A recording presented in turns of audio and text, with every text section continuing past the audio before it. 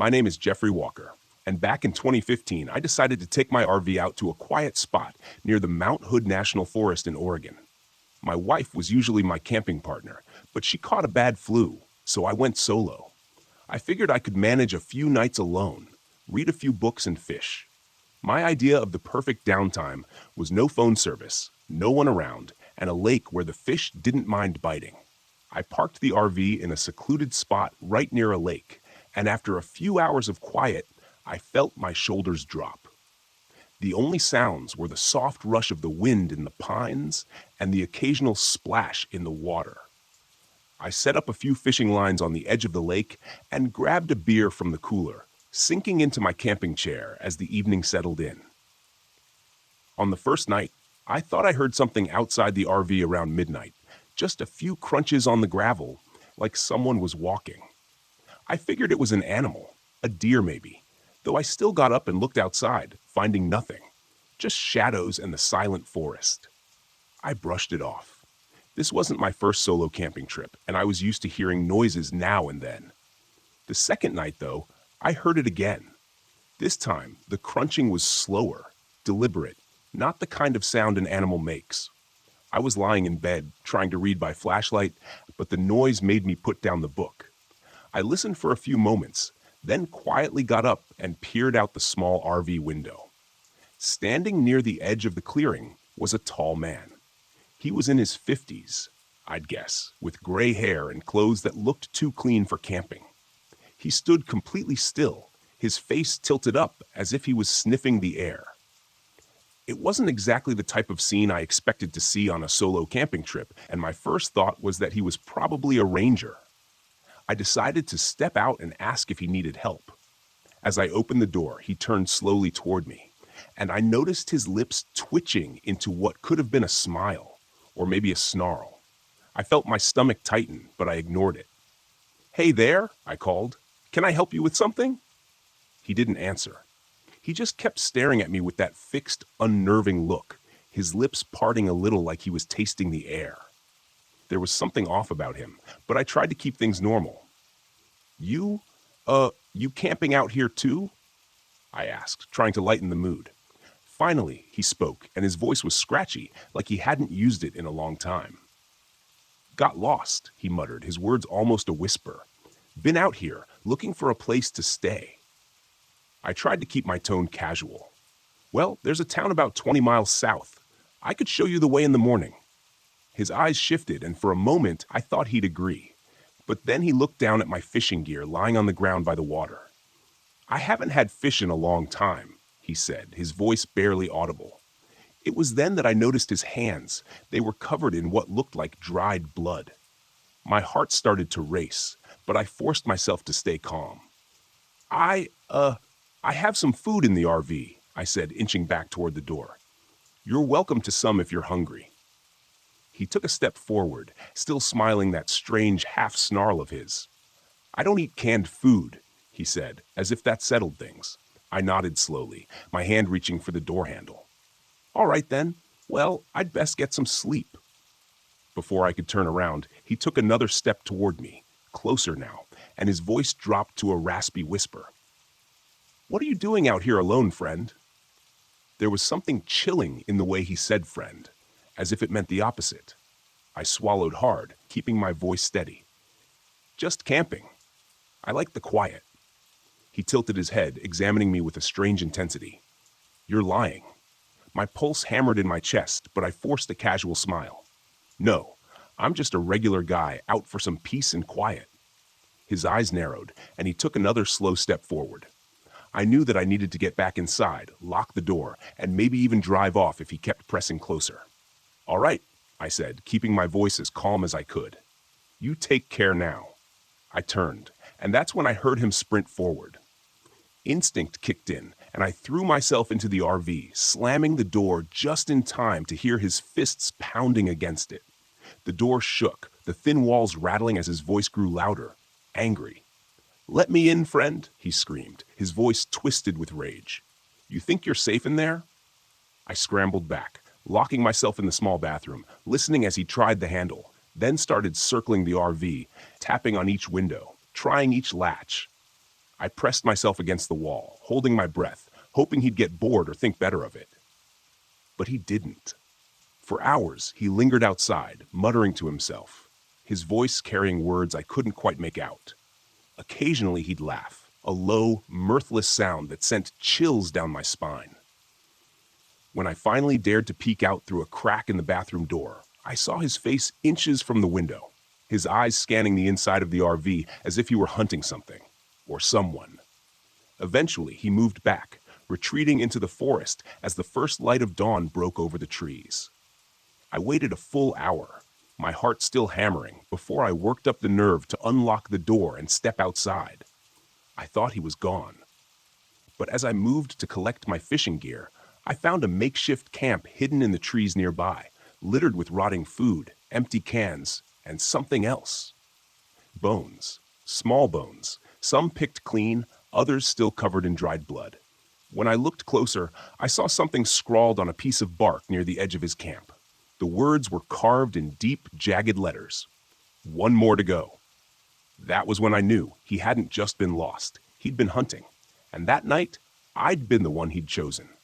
I stumbled back from the trees, my eyes darting around the quiet, misty forest. Every crackle of a branch sounded too loud, too close.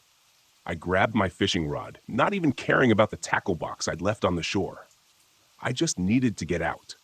I sprinted back to the RV, threw myself inside, and started the engine.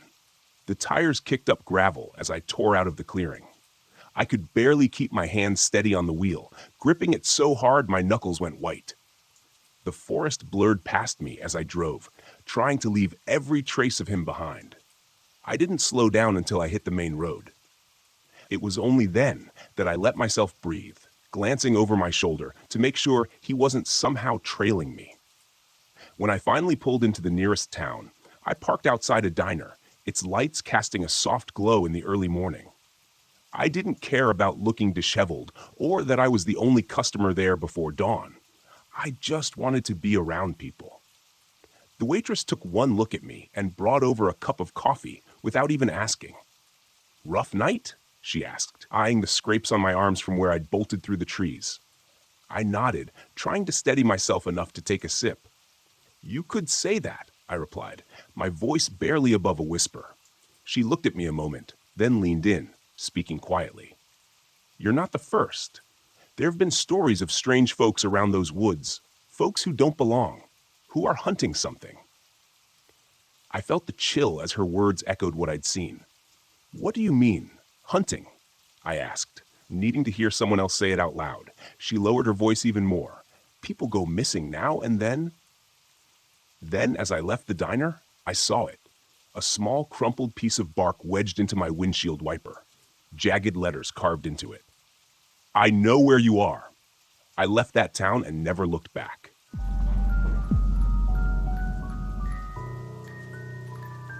My name is Ronald Lopez, and back in 2016, something happened to me near Banff, Alberta.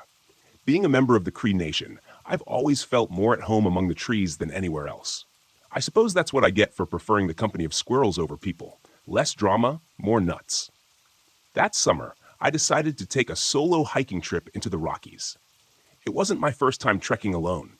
I'd been navigating those trails since I was old enough to tie my own boots. Friends used to joke that I could find my way out of a forest faster than they could find their cars in a parking lot. I always laughed it off, telling them that trees don't move. But good luck convincing a parking lot to stay the same for 5 minutes. I set out early one morning, the sun just beginning to peek over the mountain peaks. The air was crisp, carrying the scent of pine and earth. My backpack was loaded with the essentials: water, trail mix, a map, and a sense of overconfidence that could rival a teenager's. If arrogance were a compass, I'd never get lost. About 3 hours into the hike, I reached a fork in the trail. The left path led toward a well-known lookout point frequented by tourists and amateur photographers. The right path was less traveled, overgrown with brush, and barely visible. Naturally, I chose the path that screamed, "Bad idea," louder than a horror movie soundtrack. I thought to myself, what's the worst that could happen? A question that, in retrospect, is the universal cue for things to go south. As I pushed through the dense foliage, the forest grew quieter. The usual sounds of birds chirping and leaves rustling seemed to fade away. It was as if the woods were holding their breath. I shrugged it off, attributing it to the thickness of the trees muffling the sounds. Besides, silence is golden, right? Or at least, that's what I told myself to ignore the growing unease in my gut. After another hour, I stumbled upon a small clearing. In the center stood a dilapidated cabin, weathered by time and swallowed by vines. It wasn't on any map I had, and trust me, I checked. Curiosity got the better of me because, really, who wouldn't want to explore a creepy abandoned cabin in the middle of nowhere? If life were a horror movie, I'd be the guy who investigates the strange noise in the basement. I approached the cabin cautiously. The wooden steps creaked under my weight, threatening to give way. The door was ajar, revealing darkness inside. I took out my flashlight and stepped in. The interior was sparse. A broken table, a rusted stove, and walls adorned with claw marks. Nice decor, I mumbled. Real homey. As I scanned the room, my light caught something on the floor. Tracks. They were unlike anything I'd ever seen. Too big to be a wolf, too clawed to be a bear. I knelt down to get a closer look. The print resembled that of a massive feline, but was distorted, as if whatever made it had more toes than it should. Well, that's not in any field guide, I muttered. A sudden noise outside made me jump, a rustling of leaves followed by a low, guttural sound. I froze, every muscle tense. Great. Probably just a raccoon auditioning for a jump scare, I thought, attempting to steady my nerves. I slowly stood up and peered out the grimy window. At first, I saw nothing but the swaying branches. Then movement caught my eye. Emerging from the tree line was a creature unlike any I'd encountered. It moved with the stealth of a mountain lion, but stood taller than a grizzly bear on its hind legs. Its body was sleek, yet muscular, covered in dark, matted fur. The head resembled that of a wolf, but with elongated jaws and too many teeth crammed into its maw. Its eyes were fixed on the cabin. On me. Okay, time to go, I whispered, my heart pounding like a drum solo. I backed away from the window, careful not to make a sound. My mind raced. The cabin had one door and no back exit, a classic design flaw when you're trying to escape unidentified monsters. I cursed under my breath, wishing I'd taken that left path to the scenic overlook instead. The creature began circling the cabin, its footsteps heavy yet eerily controlled. I could hear its claws scraping against the wooden exterior. Desperate, I looked for anything that could serve as a weapon. My eyes landed on a rusted fire poker near the stove. Better than nothing, I thought, grabbing it and positioning myself near the door. Suddenly, the scratching stopped. The silence was deafening. I held my breath, straining to hear any sign of movement. Then, with a force that shook the entire cabin, the creature slammed into the door. The hinges groaned but held. That's one sturdy door, I noted wryly, though I doubted it could withstand another hit. The second impact shattered the doorframe, wood splintering as the door flew inward. The creature stood in the doorway, its form filling the space. Up close, the stench hit me, a mix of wet dog and decaying flesh. Ever heard of a bath? I quipped, raising the fire poker defensively. It lunged at me, swiping with a massive clawed paw. I dodged to the side, feeling the air ripple where its claws had been. Adrenaline surged through me.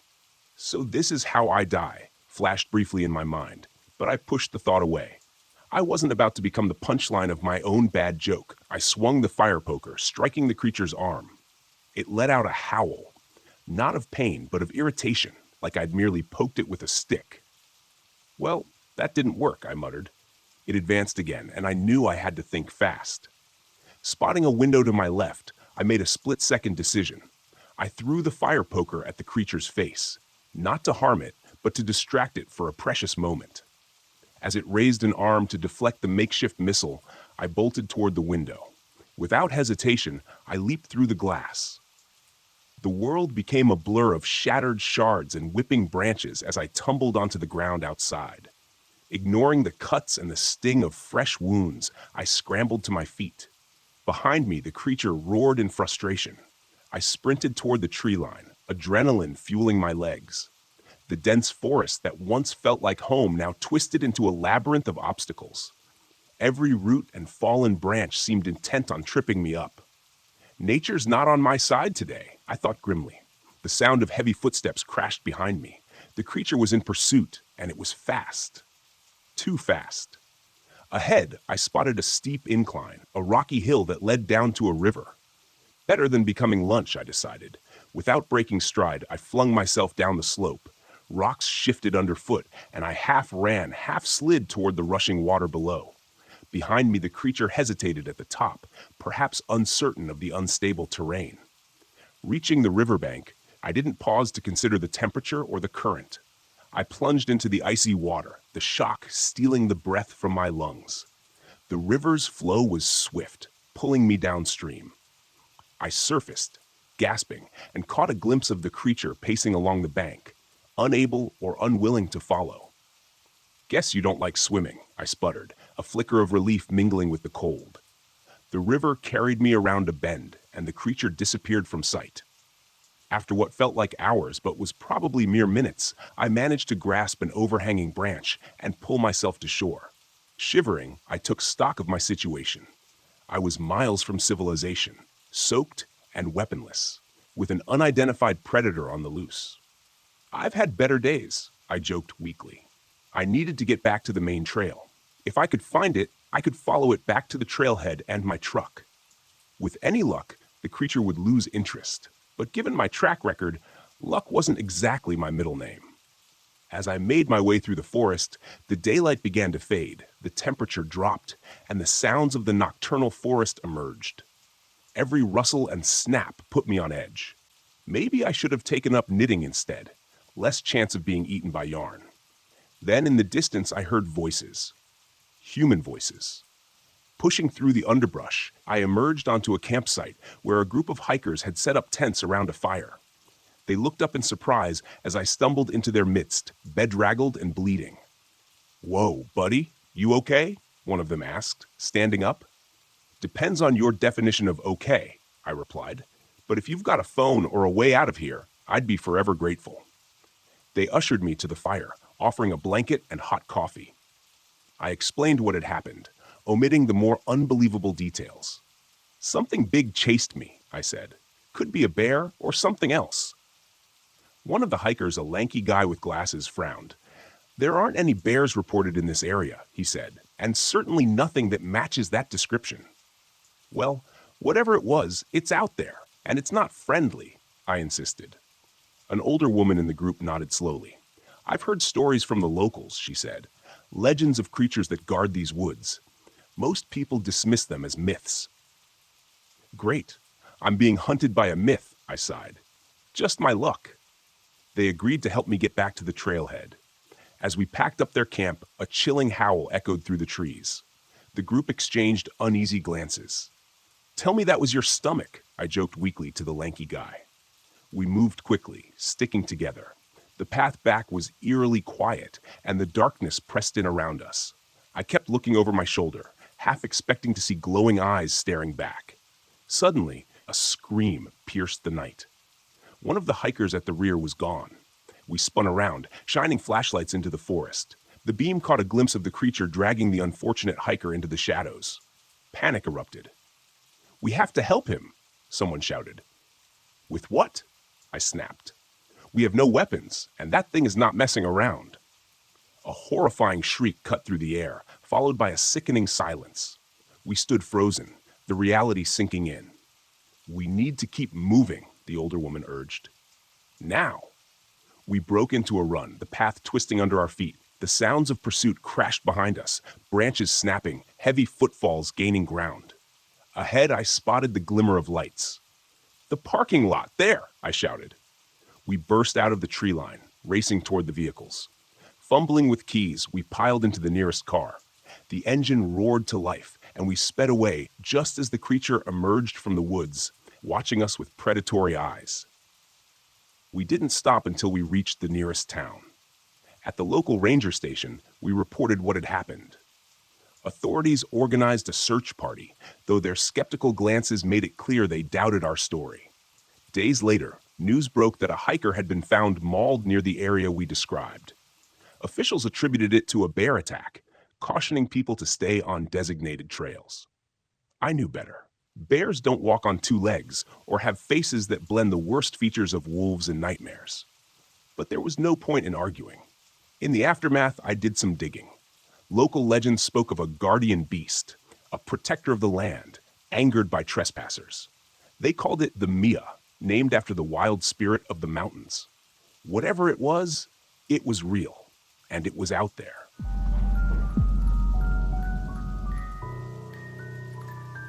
My name's Lucas Norris, and in the summer of 2020, I decided to take an RV trip to Wind Cave National Park, a vast and rugged place in South Dakota known for its extensive cave system and remote, empty landscape. I had recently gone through a rough breakup, and this trip was supposed to be my way of getting away from it all, finding a bit of peace, and maybe a little solitude. The plan was simple: drive my RV into the depths of the park, away from the handful of other campers, and just disconnect for a few days. Maybe see some wildlife, make a few bad jokes with a couple of beers, and catch up on sleep. The breakup had left me in a kind of fog, like I was missing parts of myself. So yeah, this trip was supposed to be therapy. I'd always been an early riser, so the first morning I brewed a pot of coffee, grabbed my camping stove, and headed outside to set up breakfast. The morning was beautiful, the kind of quiet that makes you feel like the world has decided to leave you alone for a while. I set up my camp chair near a small clearing and pulled out some eggs and bacon, already imagining the scent filling the crisp air. That's when I saw him. A lanky guy in a worn leather jacket stood by the tree line, watching. I gave him a casual nod, trying not to think much of it. After all, it was a public park. He had every right to be there. But he didn't nod back. He just stood there, fixed in place. A sense of unease crept in, but I brushed it off and focused on my breakfast. The guy didn't move for a good 5 minutes. Finally, when I glanced over again, he was gone. I figured maybe he was out hiking early and had happened to stumble upon my camp, but the fact that he'd been watching in total silence lingered in my mind. I made a mental note of it, finished my breakfast, and decided to take a small hike before it got too warm. There were trails around here that led to the lesser-known parts of the park, the kind that didn't have tourists bustling about with cameras. I wanted quiet. But the hike didn't turn out to be what I'd hoped. About a mile down the trail, I had that prickling feeling you get when someone's behind you. I stopped, listening, to the wind rustling through the trees, the birds, the distant sound of running water. And then I heard it. Footsteps. I froze, scanning the trees, and that's when I saw him again, the man from the tree line, following me at a distance, just close enough that I could see the glint of metal at his hip. He was staring right at me. No attempt at hiding. "Hey," I called out, raising a hand. "Lost?" No answer. Just those dark, expressionless eyes fixed on me. He didn't seem fazed or embarrassed at being caught. If anything, he looked more determined. For a second, I thought maybe he was a ranger. Maybe about to tell me I'd wandered off a marked trail or something. But he didn't have a uniform. No park badge. Just that jacket, which looked like it had seen a few too many nights out in the cold. I turned back, quickening my pace without looking over my shoulder again. But the hairs on my neck told me he was still there, shadowing my every step. By the time I reached my RV, my pulse was racing, and all that serene, peaceful escape I had come for felt like a joke.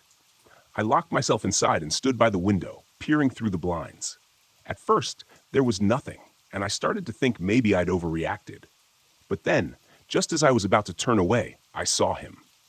Standing right at the edge of my campsite, perfectly still, staring at my RV. His stance was unnervingly relaxed, like he was waiting for me to come back out. The day passed in tense, silent hours. I didn't dare leave the RV, and he didn't move from his spot. Every so often, he'd walk a slow circle around my site, like a predator stalking its prey. At one point, I called out to him again, hoping to break whatever strange, silent game he was playing. "Hey man, if this is some kind of joke, it's not funny. You need help or something?" Nothing. Not a word. Just that same unnerving stare. As the sun began to dip below the trees, painting the landscape in long, dark shadows, I felt a pang of dread. I'd heard stories about people going missing in national parks, stories that usually didn't end well. The ranger station was miles away, and I had no cell service out here. I was on my own, and so was he. The tension broke when he finally moved again, striding right up to the RV door. My heart slammed in my chest. I locked eyes with him through the small window, and for the first time, I saw the faintest hint of a smirk on his face. A knife glinted in his hand. I grabbed the nearest thing within reach, a cast iron skillet, which I had to admit wasn't exactly a weapon of choice. But it was all I had. My mind raced with plans to escape. The keys were in the ignition, but he was between me and the door. I could ram the skillet against the window, scream, try to scare him off, but something told me he wasn't the type to get scared. Then, with a suddenness that made my skin crawl, he started banging on the RV door. Each thud was like a countdown, telling me he'd break in, and once he did, there'd be no one to stop him. I thought back to my childhood, my dad telling me that if someone ever broke in, you never let them get you to a second location. You fight, no matter what. I had to do something, but he'd come prepared, scared. Hadn't. The banging stopped, and everything went quiet, too quiet. I held my breath, listening for any sign of him moving, anything at all. Then, a soft click. He was picking the lock. Before I had time to react, the door flung open. The skillet in my hand felt absurdly small. He took a step inside, his face inches from mine, that smirk never faltering. "You don't have a weapon, do you?" His voice was low, mocking. I swung the skillet as hard as I could, landing a blow to his shoulder. He staggered but barely flinched. He lunged toward me, and I dodged, but only just. The knife sliced through my jacket sleeve, a hot sting following close behind. I didn't have time to think. I bolted out of the RV, taking off into the darkness with nothing. Nothing but my instinct driving me.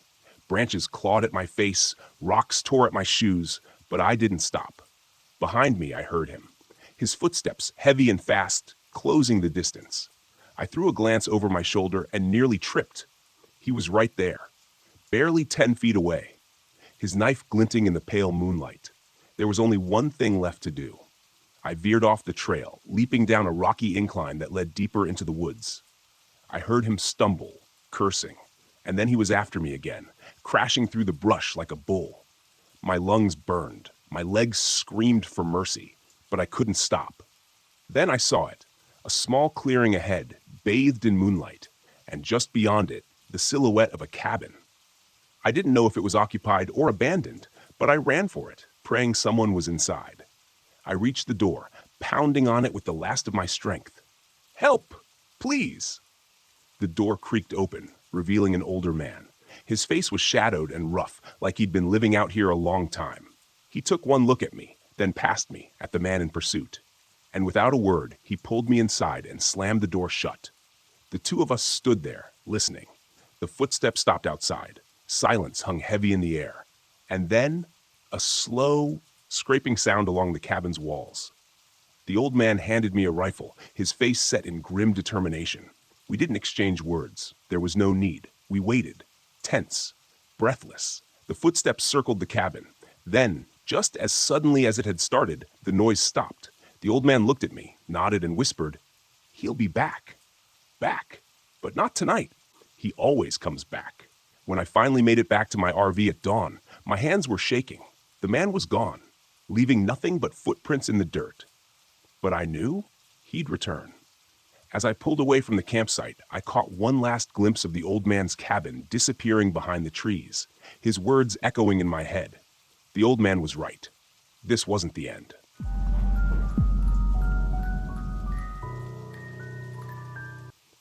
My name's Dylan Gonzalez, and in 2013, I took my RV to a spot near Kenai Fjords National Park in Alaska. I'm not a survivalist or a wilderness guide. I'm an accountant from Atlanta who got fed up with numbers and paperwork. So I figured I'd finally hit pause on life and spend a couple of weeks camping. I drove all the way from Georgia, chasing the quiet, thinking Alaska would be the kind of place where I could just sit back with a beer and let my brain go blank for a while. When I parked the RV in this isolated area just outside the national park, it felt perfect. Not a single person around. I was miles from the nearest campground, let alone a neighbor. And to me, that was ideal. I was setting up my little oasis when I noticed a couple of things off the bat that didn't sit right. The first was the absence of wildlife. I mean, it's Alaska, bears, moose, the whole lot. But around me, nothing. No scat on the ground, no broken branches from animals passing by, just silence, except for the faint rustling of leaves. By day 3, I'd settled into a good routine. Coffee in the morning, a short hike in the woods, then I'd grill up whatever canned meal I felt like eating. It was on one of these afternoon hikes that I stumbled across an old, half-collapsed wooden cabin. It looked like it had been abandoned for decades. The door was hanging off the hinges, and there was this strange smell around it. A mix of rotting wood and something sharper, kind of metallic. I figured it was rust from some old tool or metal scrap inside, so I brushed it off. But something didn't sit right with me. There were bits of clothing scattered around the area. Shirts, old jackets, even a pair of jeans. Looked like they'd been there for years, frayed and faded by the weather. I don't know why, but I felt a chill. Part of me thought I should turn back, but another part, maybe the accountant side that just needs answers, thought I should go inside and take a look around. The interior was even worse. Dirt was caked on every surface. The floor was covered in what looked like animal bones, small ones, maybe birds or rabbits. And that same metallic smell was stronger now. I looked up and noticed something hanging from the ceiling. It was a hook, the kind you'd see in butcher shops. It didn't belong there, not in the middle of a forest. But it was there all the same, swaying slightly as if disturbed by some breeze that I couldn't feel. At that point, I decided to head back to the RV. I figured it was best to keep my distance from whatever strange things were left behind in that place. But when I stepped out of the cabin, I could have sworn I heard footsteps, faint and dragging behind me. I stopped, turned around, and waited. But nothing appeared. The forest around me was dead silent again. Back at the RV, I tried to shake off the feeling, telling myself I just psyched myself out. That night, though, I barely slept. I had brought a shotgun with me just in case of wildlife, and I kept it by my side. Every little noise outside felt amplified, like something was creeping around just out of sight. I told myself I was just being paranoid. Morning came, and I felt a bit stupid. I decided to spend the day fishing in a small creek I'd passed earlier, trying to distract myself. But even out by the water, that eerie silence remained. No birds chirping, no fish biting, just the occasional snap of a twig somewhere behind me, which I tried my best to ignore. The thought that maybe I wasn't alone out here crept up more than once, and I started questioning if maybe I'd made a mistake coming out this far. Then, later that evening, as I was grilling up some fish, I caught a glimpse of movement from the corner of my eye, just on the edge of the tree line. I squinted, trying to make out what I was seeing, but all I could make out was a figure. A man, maybe, crouching low, watching me. He was dressed in what looked like layers upon layers of dirty clothes, all torn up and mud-streaked, his face partially obscured by a tangle of hair. He was still as a statue, just watching. I shouted out to him, trying to play it cool, asking if he was lost, but he didn't respond. Instead, he slowly ducked back into the trees, disappearing without a sound. Every instinct told me I needed to pack up and leave. But stubborn as I was, I convinced myself that he was probably just some harmless drifter. I thought if I ignored him, he'd go away. The next night, things escalated. I woke up around 2 a.m. to a scraping noise coming from outside. It was a slow, dragging sound, like something was being pulled along the side of the RV. I froze, gripping the shotgun tighter than ever, listening. The scraping moved along the length of the vehicle, stopping right outside the window next to my bed. I didn't dare look out. For a solid hour, I just lay there, sweating, listening to the faint scratching on the metal. Then, silence. I finally drifted off, hoping I'd imagined the whole thing.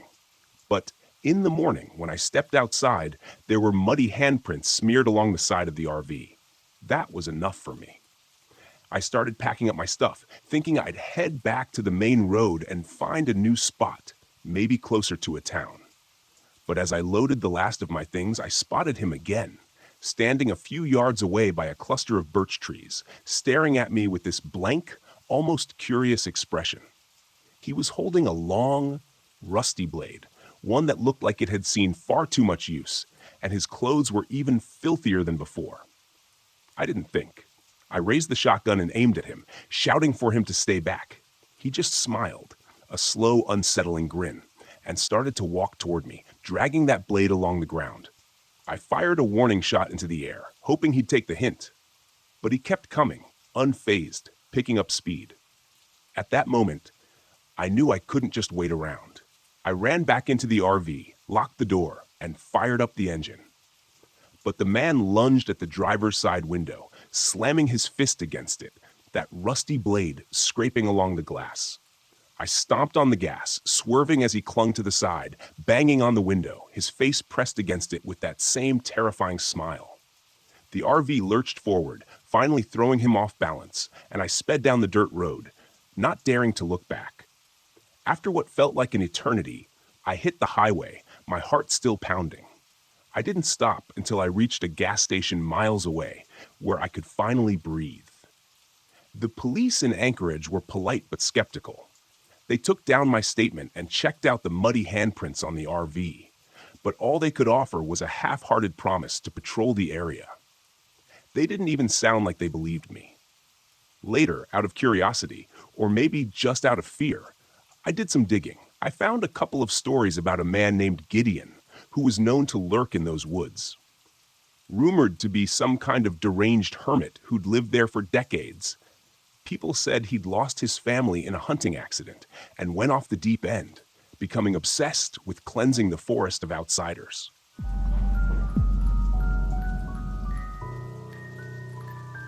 My name is Alexander Wagner, and I'm 33 years old. I'm a wildlife biologist and an avid camper. I've always preferred the solitude of the woods to the chaos of city life. But what happened to me last October in Shade State Park changed the way I look at the wilderness forever. I wasn't just alone out there. I was being hunted. I'd just gone through a messy breakup and needed an escape. Shade State Park seemed like the perfect place to clear my head and refocus on my work. I had an article deadline looming about the biodiversity in Indiana state parks, and I figured a few nights in the woods would give me the peace I needed to write. I arrived on a Friday afternoon, parking my RV in one of the more secluded campsites near the edge of the park. The spot was surrounded by tall trees, their leaves starting to turn shades of orange and gold. A narrow ravine cut through the area, and the soft gurgle of a distant creek was the only sound as I set up my gear. I realized I'd forgotten to pack extra batteries for my flashlight. Amateur mistake, I muttered to myself. Still, I shrugged it off, figuring my phone's light would suffice if needed. I was more concerned about the thick fog rolling in. It clung to the ground, making the woods feel unnervingly still. That night, as I sat by the fire, I heard it for the first time, faint crying drifting through the trees. It sounded like a child, soft and pitiful. I froze, listening, my heart pounding. It wasn't unusual to hear strange noises in the woods, but this was different. The sound tugged at something deep inside me, like an instinct I couldn't ignore. "Hello?" I called, standing and shining my phone's light into the trees. The crying stopped abruptly, leaving an eerie silence behind. My gut told me to stay put, but I couldn't shake the nagging thought that someone might need help. Grabbing my phone and a jacket, I ventured a few steps into the woods. "Is someone there?" I called again, my voice trembling. No answer, just the rustling of leaves as a light breeze picked up. After a few minutes of searching, I gave up and headed back to the RV, trying to convince myself it was just an animal. The next morning, I met Ranger Neil. He was making his rounds and stopped by my campsite to chat. He was in his 40s with a weathered face and a calm demeanor. "Morning," he said, tipping his hat. "You out here all alone?" "Yeah," I replied, pouring myself a cup of coffee. "I'm a biologist doing some research." "Ah, well, be careful," he said, glancing at the fog still clinging to the trees. Shade's got its quirks. Folks around here like to tell stories about the Crying Woods. I raised an eyebrow. The Crying Woods? Old legend, he said, leaning on his truck. Back in the 30s, a little girl went missing out here. Family never found her. Some say you can still hear her crying, trying to lead people into the woods. Thing is, those who follow the sound don't always come back. I laughed nervously. That's unsettling. Neil gave me a long, serious look. Just stay on the trails, all right? I nodded, but his words stuck with me. That day, I decided to explore a few trails and take notes for my article. The woods were beautiful in the daylight, full of vibrant colors and the earthy smell of fallen leaves. But as I walked, I couldn't shake the feeling that I was being watched. About an hour into my hike, I noticed footprints on the trail. They were small, like a child's, and barefoot. I stopped, frowning. What kind of parent lets their kid wander around here without shoes? The prints veered off the trail, disappearing into the dense underbrush. I crouched down to take a closer look. The edges of the prints were fresh, the soil still slightly damp. A chill ran down my spine. I stood quickly, deciding it was time to head back to the RV. That night, the crying returned. It started softly, just beyond the edge of the campsite. This time, it didn't stop when I called out. Instead, it grew louder, more desperate. "Help me," a small voice whimpered. My heart raced as I peered out the RV window. In the dim firelight, I saw her, a girl no older than 8, standing at the edge of the trees. She was barefoot, wearing a dirty white dress, her hair tangled and wild. She was crying, her shoulders shaking. "Hey," I called, grabbing my jacket. "Are you okay?" The girl looked up, and for a moment our eyes met. Her face was pale, her cheeks streaked with tears, but her eyes, they were hollow, dark as the void. Before I could react, she turned and ran into the woods. "Wait!" I shouted, chasing after her. The fog swallowed me as I stumbled through the trees, calling for the girl. The crying grew fainter, pulling me deeper and deeper into the woods. My phone's light barely cut through the haze, and the trees seemed to close in around me. Finally, I stopped, gasping for breath. The crying had stopped, replaced by an oppressive silence. I turned in a slow circle, realizing I had no idea where I was. My stomach sank. Then I saw it, a small, crumbling cabin hidden among the trees. The door hung crookedly on its hinges, and the windows were broken. I approached cautiously, every instinct screaming at me to turn back, but curiosity won out. Inside, the air was heavy with the smell of damp wood and decay. Dust motes floated in the dim light as I stepped over broken furniture and shattered glass. On a table in the corner, I found a stack of old newspapers, yellowed with age. My breath caught as I read the headline, "Local Girl Missing in Shade State Park." The date was from 1937. Beneath the article was a photograph of the girl. It was her, the same girl I'd seen in the woods. As I skimmed the article, a detail jumped out at me. The girl had been suspected of pushing her younger brother into a ravine shortly before her disappearance. She claimed it was an accident, but witnesses reported hearing the siblings arguing moments before the tragedy. A sudden sound made me whirl around. The crying had returned, louder now, echoing through the cabin. My hands shook as I backed toward the door. When I stepped outside, the girl was there, standing at the edge of the ravine. Her crying stopped as she turned to face me. Her hollow eyes locked onto mine.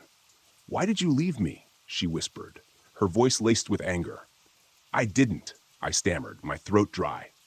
"I'm here to help." She took a step closer, and her face twisted. Her mouth stretched into a grotesque grin. Her eyes began to bleed, dark streaks running down her pale cheeks. "You'll stay with me," she said, her voice a distorted growl. The ground beneath me trembled, and I realized too late that I was standing at the edge of the ravine. Roots and dirt crumbled under my feet as the girl lunged at me, her hands clawing at my arms. I screamed, swinging my phone at her. The light catching her face, she recoiled, hissing like an animal, and vanished into the fog. My legs gave out, and I collapsed onto the forest floor, shaking uncontrollably. I don't know how I made it back to the RV. The walk was a blur, my mind racing with what I'd just seen. When I finally locked myself inside, I collapsed onto the bed, clutching my knees to my chest. As I drove out of the park the next morning, I heard the crying one last time, faint and distant. I glanced in the rearview mirror and saw her standing in the road, watching me leave. I haven't gone back to Shade State Park since, but sometimes, late at night, I hear a child crying outside my window, and I know she's still waiting for me. This story highlights the chilling lure of a malevolent spirit preying on empathy and curiosity to trap its victims.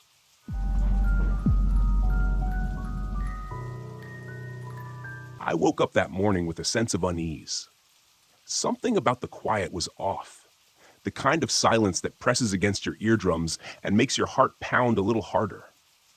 My name's Gregory, and I'd driven out to the middle of nowhere in an RV hoping to get some peace and quiet. Life had been a series of endless loops, a carousel of monotony that I desperately needed to step off. The campsite was perfect, nestled in the thick woods of northern Michigan.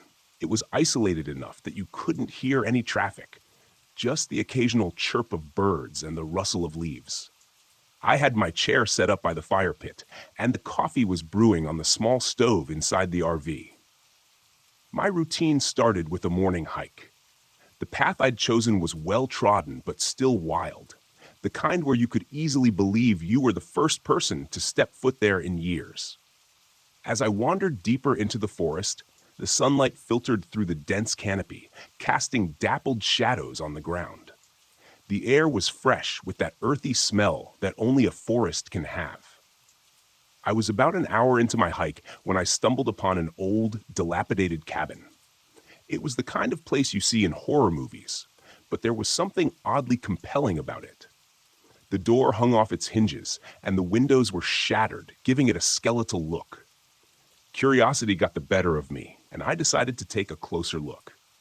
The inside of the cabin was covered in a thick layer of dust and cobwebs. Old furniture was strewn about, and papers littered the floor.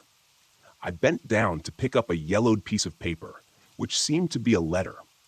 It was hard to make out the faded ink, but the words "help" and "trapped" were unmistakable. Suddenly, a noise from outside caught my attention. It was a low rustling, like something or someone was moving through the underbrush. I felt a chill run down my spine, and I quickly stuffed the letter into my pocket.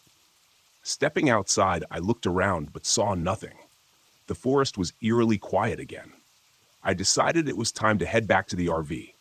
The uneasy feeling had returned, stronger than before.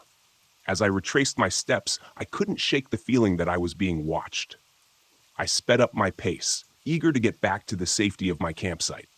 When I arrived, I found the RV door slightly ajar. I was sure I had closed it before leaving.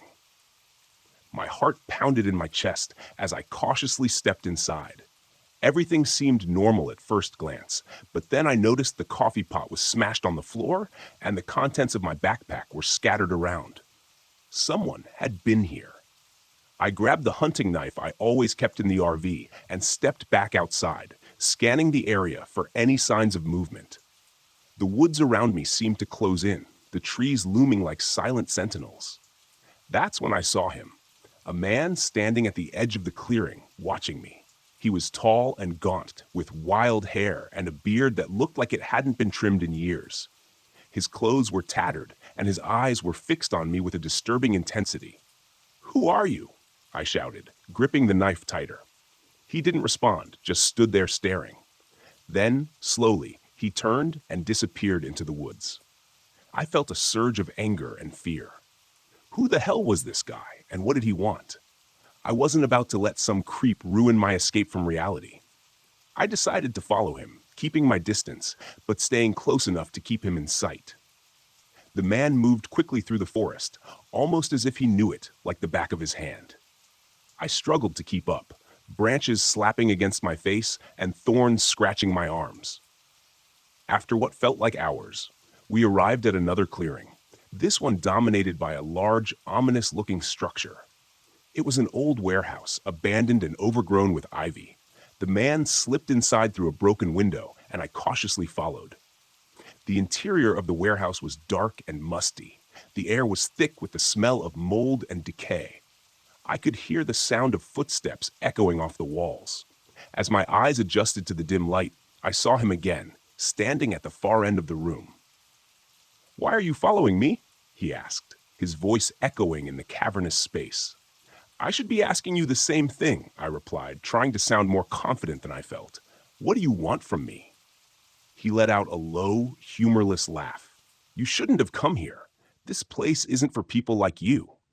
I felt a surge of defiance. And what exactly is this place? He didn't answer. Instead, he turned and walked deeper into the warehouse. I hesitated for a moment before following him.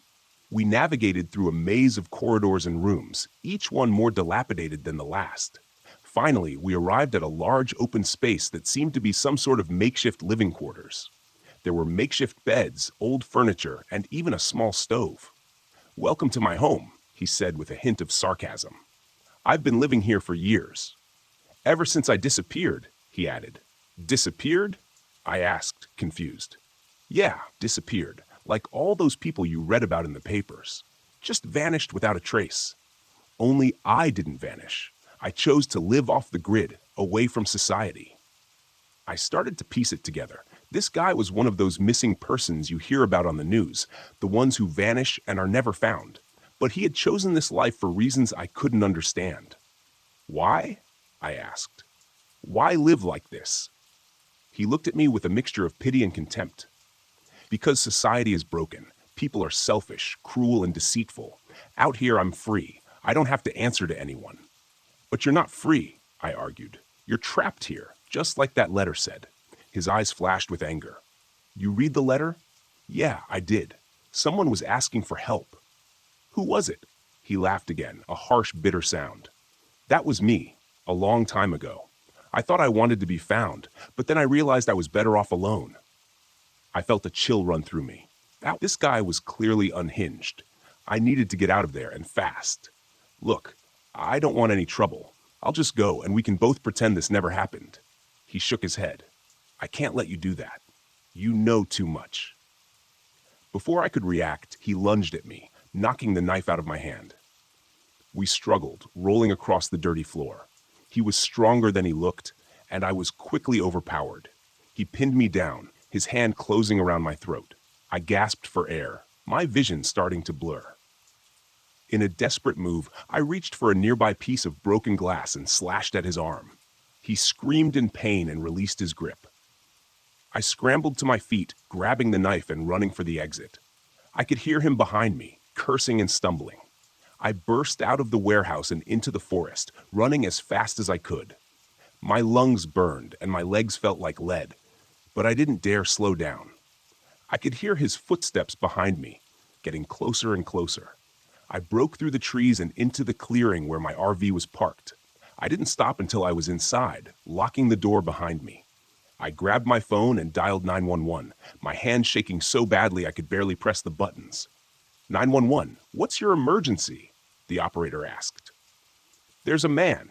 He's trying to kill me, I gasped. Stay calm, sir. Where are you? I gave them my location, praying they would get here in time. I could hear the man outside banging on the door and shouting.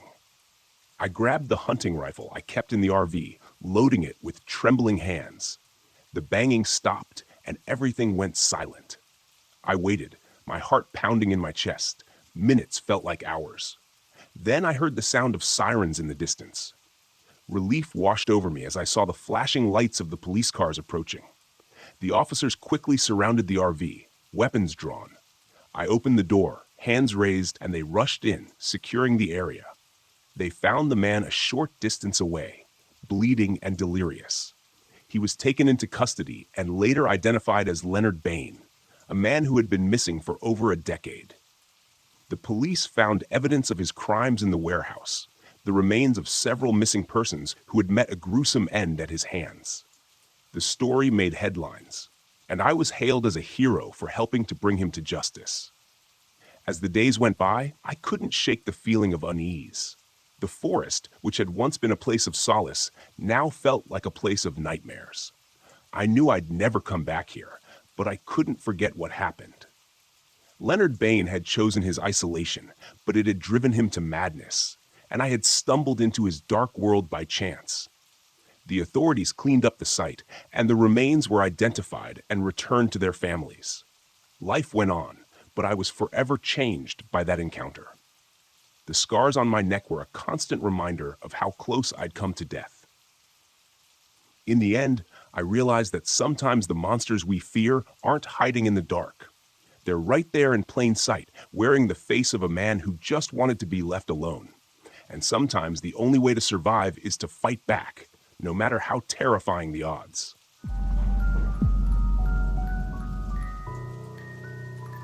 My name is Lila Carter, and I'm 35 years old. I'm a middle school teacher from Indiana. This happened in May of last year during a solo camping trip at Potato Creek State Park. At the time, I thought I just needed a weekend away, some time to decompress after the chaos of the school year. But what I found out there wasn't peace. It was something I don't think I'll ever truly escape. I arrived on a Friday afternoon, late enough that the sun was already starting to sink behind the trees. Potato Creek is beautiful, with wide open lakes and dense forest trails that seem to stretch forever. I parked my old RV at the site near the water and set up my little camp. A folding chair by the fire pit, my journal and pens on the picnic table. It wasn't much, but it was all I needed. The first issue popped up almost immediately. The generator on my RV wouldn't stay on for more than a few minutes before sputtering out. I cursed under my breath. Without it, I wouldn't have power for lights or to charge my phone. I reminded myself I'd come here to unplug anyway and shrugged it off. As I was unpacking, I noticed something odd. A deer stood at the edge of the woods, staring directly at me. That wasn't unusual in itself, but the way it stood there, perfectly still like a statue, sent a ripple of unease through me. When I waved my arms to scare it off, it didn't flinch. It just turned its head slightly as if trying to understand me, then disappeared into the trees. I tried not to think about it as I made dinner. Night fell quickly, bringing a heavy silence with it. No crickets, no rustling leaves, just stillness. It was unsettling. I sat by the fire, staring into the flames, and that's when I heard that whistling. It was faint at first, just a few notes carried by the breeze. I assumed it was another camper, but when I strained my ears, I realized it wasn't coming from the nearby sites. It was coming from deep in the woods. I don't know why, but the sound unsettled me. I went inside the RV and locked the door. When I checked my phone, I saw that I had no signal. Not surprising, given how remote the area was. I tried to sleep, but my dreams were strange that night. I kept hearing someone whispering my name over and over. When I finally woke up, drenched in sweat, I realized the RV door was slightly ajar. My heart nearly stopped. I was certain I'd locked it before going to bed. The next morning, I decided to shake off the weirdness and go for a hike. The fresh air felt good, and I started to relax as I walked the trails. That's when I saw the footprints. They were barefoot, large, but with long, twisted toes, almost like claws. They weren't human, but they weren't animal either. They appeared out of nowhere in the dirt and led off the trail into the dense underbrush. I stood there, staring at them, my gut telling me to turn back, but I shook it off. It's just some weird animal, I told myself. Probably a bear. When I got back to my campsite, I met Jaden. He was camping a few sites down and seemed about my age, mid-30s, with a friendly smile and a bit of a nosy streak. "You camping alone?" he asked, glancing at my RV. I nodded, and he raised an eyebrow. "You're braver than me. This place has a weird vibe, you know?" I laughed nervously and tried to brush him off, but he kept talking. "You heard the stories about this area? The Skinwalker legend?" I shook my head, even though the word sent a chill down my spine. I'd heard it before somewhere, but I couldn't remember the details. "It's an old Native American story," Jaden explained. "They say it's a shapeshifter, a spirit that can take the form of anything it wants. People, animals. It mimics voices, tries to lure you into the woods. Once you see it, you're pretty much screwed." He grinned, like it was all a big joke, but I could see the unease in his eyes. "Thanks for the bedtime story," I said dryly, trying to laugh it off, but I couldn't shake the knot forming in my stomach. That night, I heard the whistling again, louder this time. It started faint, like the night before, but it grew closer and closer until it sounded like it was right outside the RV. Then it stopped, replaced by silence. I stayed perfectly still, listening, my heart pounding in my chest. "Lila," a voice called softly. My blood turned to ice. It was my voice. "Lila," it said again, this time with a strange rasping tone. I grabbed the closest thing I could find, a flashlight, and crept toward the window. My hands were shaking as I peeked outside. At first, I didn't see anything. Then I noticed something standing just beyond the edge of the firelight. It looked like me, but wrong. Its eyes glowed faintly, and its face twisted into a grotesque grin. I stumbled back, my heart racing. "No, no, no," I whispered, barely able to breathe. The thing outside started scratching at the RV door, slow and deliberate, the sound making my skin crawl. "Lila, let me in," it said, still using my voice. I didn't sleep that night. I sat huddled in the corner of the RV, clutching the flashlight, jumping at every sound. When the sun finally rose, I dared to open the door. There were long claw marks running down the side of the RV, and my campsite was in disarray. Chairs knocked over, food scattered everywhere. Jaden's campsite was silent. When I went to check on him, his tent was slashed open, and his belongings were strewn about like mine. A dark stain, blood, I realized, marked the ground near the fire pit. I called out for him, but there was no answer. Panic set in. I decided I couldn't stay another night. I needed to leave, but when I tried to start the RV, the engine sputtered and died. I tried again and again, but it was no use. The thing had done something to it. I was sure of it. As I stood there trying to figure out what to do, I heard Jaden's voice calling from the woods. "Lila, over here. I need help." It sounded desperate, terrified. "Jaden?" I called back, my voice trembling. "Where are you?" "Just a little further," his voice replied. I froze. Something about the tone wasn't right. It was too flat, too monotone, and then I remembered what Jaden had said about the skinwalker mimicking voices. My blood ran cold. "I'm not falling for it," I muttered, backing away from the tree line. That's when I saw it. The thing stepped out from the woods. Its body hunched and twisted. It shifted forms right in front of me, going from Jaden to me to something else entirely, something grotesque with long-clawed fingers and glowing yellow eyes. It let out a guttural, inhuman screech and started toward me. I ran back into the RV and slammed the door shut just as the creature reached it. It pounded on the sides, the force shaking the whole vehicle. I grabbed a bag of salt from the cupboard. I remembered hearing somewhere that salt could ward off evil spirits, and poured a circle around myself. The pounding stopped. The creature's face appeared at the window, grinning at me with razor-sharp teeth. It snarled, its glowing eyes fixed on mine. "You can't hide forever, Lila," it hissed, its voice a sickening mixture of mine and Jaden's. "I'll see you soon." It disappeared as the first rays of sunlight broke through the trees. I stayed in that circle until I was sure it was gone. When I finally dared to step outside, I saw that the creature had carved something into the hood of the RV. "You can't run." I left Potato Creek that morning, abandoning the RV and walking to the nearest ranger station to call for help. They found Jaden's body 2 days later, deep in the woods. His injuries were so horrific that they wouldn't tell me the details. I haven't gone camping since. I don't know if I ever will, but sometimes, late at night, I hear whistling outside my window, and I know it's still out there, waiting for me.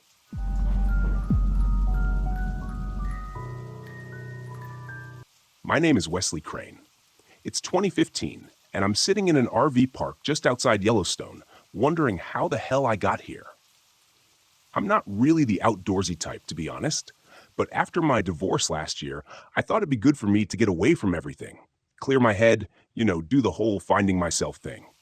I bought an old RV, thinking I'd hit the open road and maybe grow some stubble while pretending to know what I'm doing.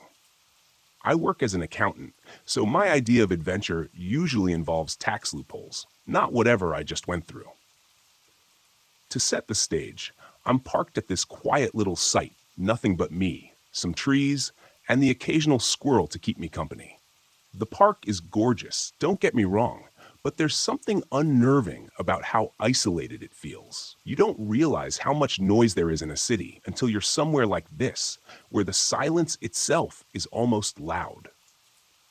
I had been camping out for a couple of days already, pretending to enjoy my lukewarms of beans and the lack of decent Wi-Fi when I decided to venture out a little farther than usual. There's this trail that winds up through the woods just past where I parked, a real postcard kind of place. I figured I'd hike for an hour or two, then come back, maybe crack open a beer and convince myself I was becoming a nature guy. The first part of the walk was fine, quiet, peaceful even. There wasn't a soul in sight, which I thought was kind of weird for the height of tourist season, but I figured everyone else had more sense than to hike alone. Then, as I rounded a bend, I saw it. At first, I thought it was some kind of joke, maybe a film set I'd accidentally wandered into. There was an RV, not unlike mine, tucked into a small clearing just off the path, but it was trashed. Not like bear attack trashed, but methodical, almost surgical. Doors hanging off, windows smashed, the roof torn out in places. It didn't look like the kind of damage nature could do. No, this was something more deliberate. Curiosity got the better of me, and I stepped off the trail to check it out.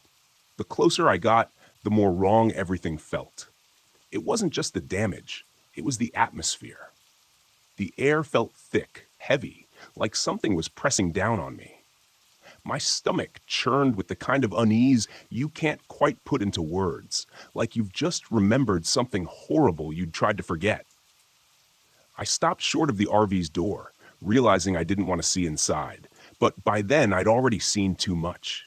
There was blood, splashes of it across the side of the vehicle, like someone had thrown a bucket of red paint at it. And there was more, drag marks leading from the RV into the woods. It didn't take a genius to know something bad had happened here. I should have turned back right then, sprinted down that trail, and never looked back. But no, like an idiot, I stepped closer. Inside, the place was torn apart. Furniture overturned, dishes shattered on the floor, personal belongings scattered everywhere. It was like someone had been living there 1 second, and then suddenly, well, wasn't.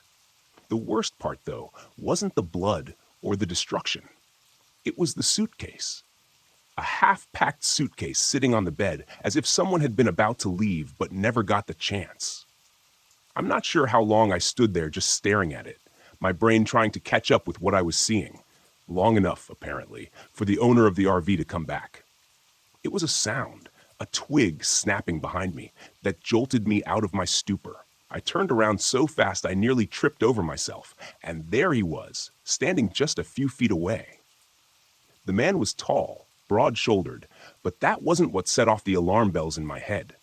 It was the look on his face, a kind of calm that didn't belong in a scene like this. He wasn't surprised to see me. In fact, it felt like he'd been expecting me. He stepped closer, too close for comfort, and my mouth went dry. He had this casual way about him, like someone who knew exactly what they were doing and wasn't worried about consequences. His clothes were dirty, but not in the "I've been camping" way. More like, "I've been living out here, away from the law" kind of dirty. You lost? His voice was quiet, controlled, not threatening, but definitely not friendly either. I stammered out some excuse about getting off the trail, how I didn't mean to intrude, but the way he looked at me, it was like he could see right through the lies. He glanced at the RV, then back at me, his eyes narrowing just a fraction. I'll tell you this, people talk about fight or flight, but there's a third option they don't always mention, freeze. And that's exactly what I did, like a deer in headlights, waiting for something, anything, to happen. Then he smiled, and that's when I knew I was screwed. I don't remember much about what happened next. 1 second, he was a few feet away, and the next he was on me, hands around my neck, squeezing. I don't even think he was trying to kill me. Not yet, just testing me, like a cat plays with a mouse. I thrashed, managed to elbow him in the ribs, and for a second, his grip loosened just enough for me to get away. I ran blindly, stupidly, crashing through the trees, my heart pounding in my ears. I could hear him behind me, his footsteps heavy but unhurried, like he knew the woods better than I ever could. The ground was uneven, roots and rocks tripping me up, but I didn't stop, couldn't stop. If I stopped, I was dead. Eventually, I burst back onto the main trail, my lungs on fire, legs shaking like jelly. I half collapsed behind a boulder, trying to quiet my breathing, praying he hadn't followed, but I didn't hear anything. No footsteps, no rustling leaves, just silence. I don't know how long I stayed there, huddled in that spot, waiting. Time felt strange, stretched out, like I was stuck in some kind of nightmare loop, but he never came. When I finally mustered the courage to move, I bolted back to the RV park, not stopping until I slammed the door of my camper shut behind me. For the next few hours, I sat in silence, too scared to even peek out the windows. But nothing happened. No knocks on the door, no shadowy figure lurking in the trees, just the oppressive weight of everything I'd seen. I don't know why I didn't call the cops right then and there. Maybe part of me didn't believe it really happened, or maybe I was just too damn scared. But that night, I couldn't sleep. Every creak of the RV made me jump. Every gust of wind had me convinced he was out there, waiting for me to slip up. The next morning, I packed up and left, driving as far and as fast as I could. I didn't look back, not once. A few days later, after I'd put some distance between me and Yellowstone, curiosity got the better of me. I did some digging. Turns out, the guy I ran into had a name, Harvey Dunn, former Marine, dishonorably discharged for reasons that were never made public. He'd gone off the grid about 5 years ago, and there were rumors, ugly ones, about people who'd crossed his path and never been seen again. Authorities had been looking for him, but he was like a ghost, popping up in random places, always just out of reach. The RV I found? It belonged to a couple from Ohio. Their bodies were discovered 2 weeks later, buried not far from where I'd been. So yeah, I got lucky. Real lucky. But Harvey's still out there, and I've got a feeling our paths will cross again. Maybe next time I won't be so lucky.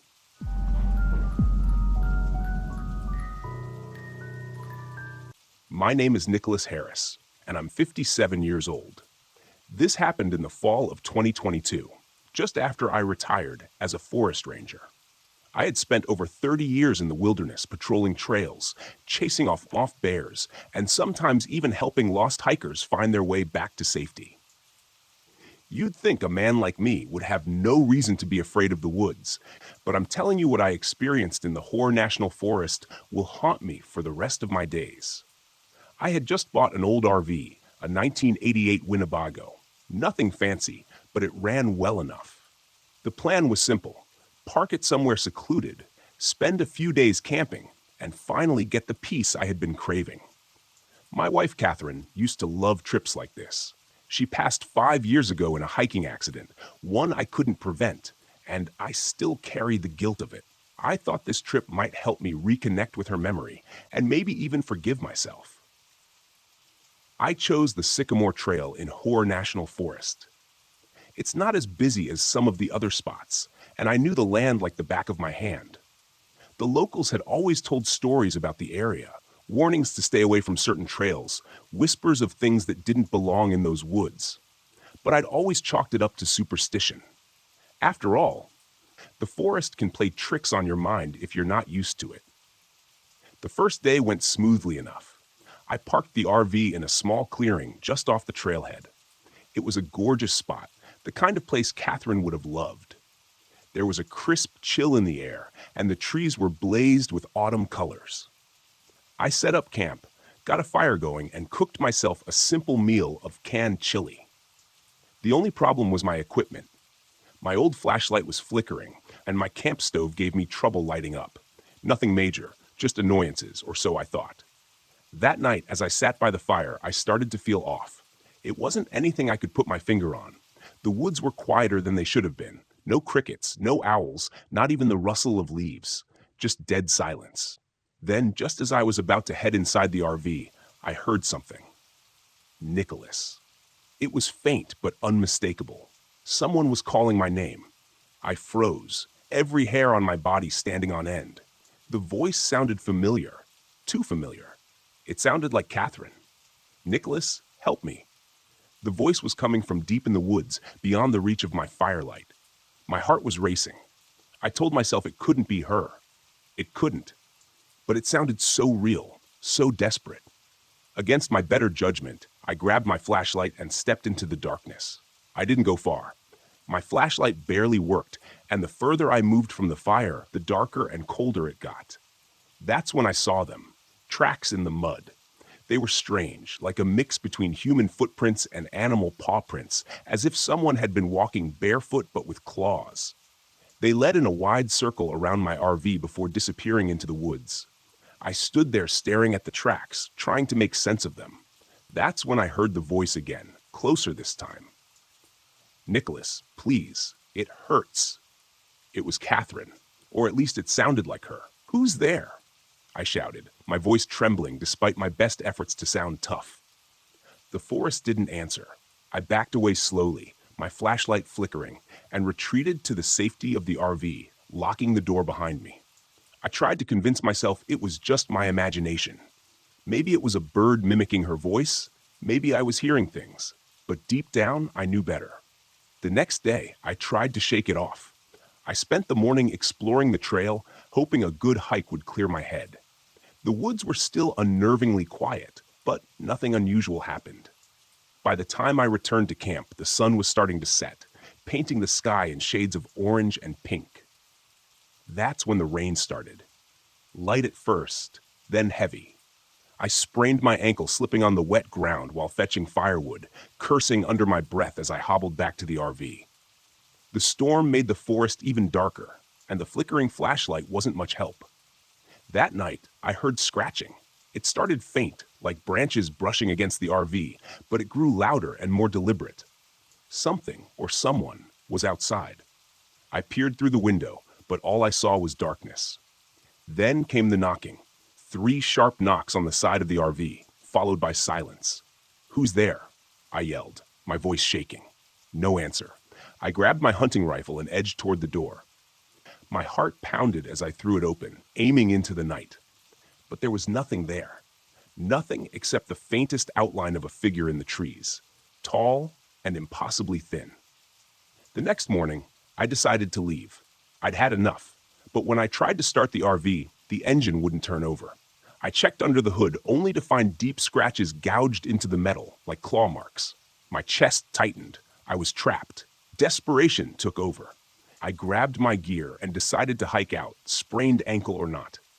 But as I started down the trail, the forest seemed different. The trees felt closer, the shadows darker, the air thick, oppressive. Every step I took felt like I was being watched. Then I saw it. It was standing in the middle of the trail, about 50 yards ahead. At first it looked human, long limbs, pale skin, but as I stepped closer, its head jerked unnaturally, and its body twisted, bending in ways no human body should. It turned toward me, and I swear it smiled, revealing teeth that were too sharp and too many. "Nicholas, back," it said in Catherine's voice. I stumbled back, nearly dropping my rifle. It started walking toward me, its movements jerky and unnatural, like a puppet on strings. I ran. Pain shot through my ankle, but I didn't care. I ran as fast as I could, the creature's laughter echoing behind me. When I reached the old fire tower, I climbed up, hoping the height would give me an advantage. The creature followed. It circled the base of the tower, its voice shifting between Catherine's pleas and a low guttural growl. "Nicholas, don't leave me," it whispered, its voice distorted and mocking.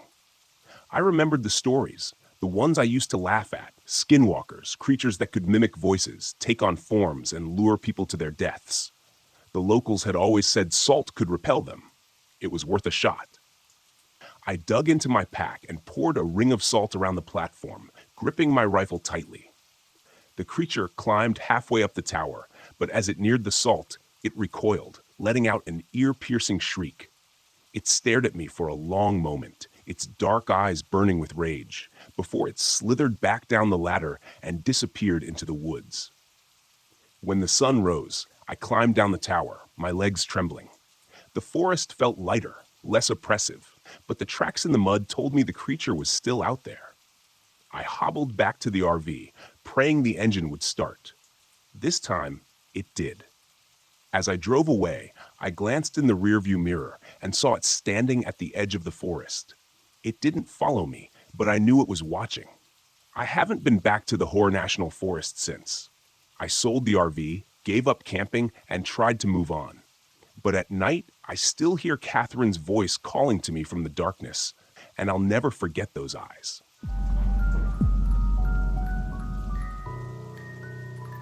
My name is Michael Lopez, and I'm 25 years old. This happened in October of last year when my best friend Sophia and I decided to spend a weekend camping at Dogwood Lake, deep in the heart of southern Indiana. I'll never forget those days, no matter how hard I try. Even now, when I close my eyes, I can still hear the laughter. Sophia and I couldn't have been more different. She was bold, impulsive, and always looking for her next adventure. I, on the other hand, preferred plans, structure, and knowing exactly what I was walking into. But she had a way of pulling me out of my comfort zone, and I usually ended up having a good time. Usually, we'd rented an old RV for the trip, a boxy white thing with a sputtering engine that smelled faintly of mildew. I'd suggested staying in a cabin, but Sophia insisted the RV would be more authentic. After some back and forth, I gave in, as I always did. Besides, I was desperate for a break. My teaching job had been wearing me down, and Sophia's promise of crisp autumn air, hiking trails, and kayaking sounded like the reset I needed. We arrived at Dogwood Recreation Area in the late afternoon, just as the sun was dipping below the treetops. The forest was alive with color, fiery reds, deep oranges, and golden yellows that reflected off the still surface of the lake. It was beautiful, but something about the place felt off. I chalked it up to exhaustion and a touch of nerves. Sophia, of course, was thrilled. She grabbed her camera and started snapping photos the moment we parked. "Look at this light," she gushed. "It's perfect." I rolled my eyes but couldn't help smiling. That was Sophia, always chasing the perfect shot. After setting up camp, we decided to explore. There was a well-marked trailhead nearby, but Sophia had other ideas. She'd spotted a faint path leading off into the woods, one that wasn't on the map. "Let's check it out," she said, already heading in that direction. "Are you serious? It's getting dark," I protested. "That's the best time for photos," she called over her shoulder. "Come on, Michael, don't be such a buzzkill." Reluctantly, I followed. The trail, if you could call it that, was narrow and overgrown, twisting through dense trees that blocked out what little sunlight remained. I kept tripping over roots and brushing cobwebs from my face, muttering under my breath about poison ivy and ticks. Sophia, meanwhile, was in her element, snapping pictures of moss-covered rocks and fallen leaves. Then she found it. At first I thought it was just a piece of trash, something shiny poking out of the dirt. But when Sophia bent down and picked it up, I realized it was a locket, an old one, tarnished and rusted, but still intact. She turned it over in her hands, her eyes lighting up with curiosity. "Can you believe this? It's so vintage." "It's gross," I said. "Put it back." But she ignored me, rubbing the locket clean on her sleeve. "It's got initials engraved on it. I wonder who it belonged to."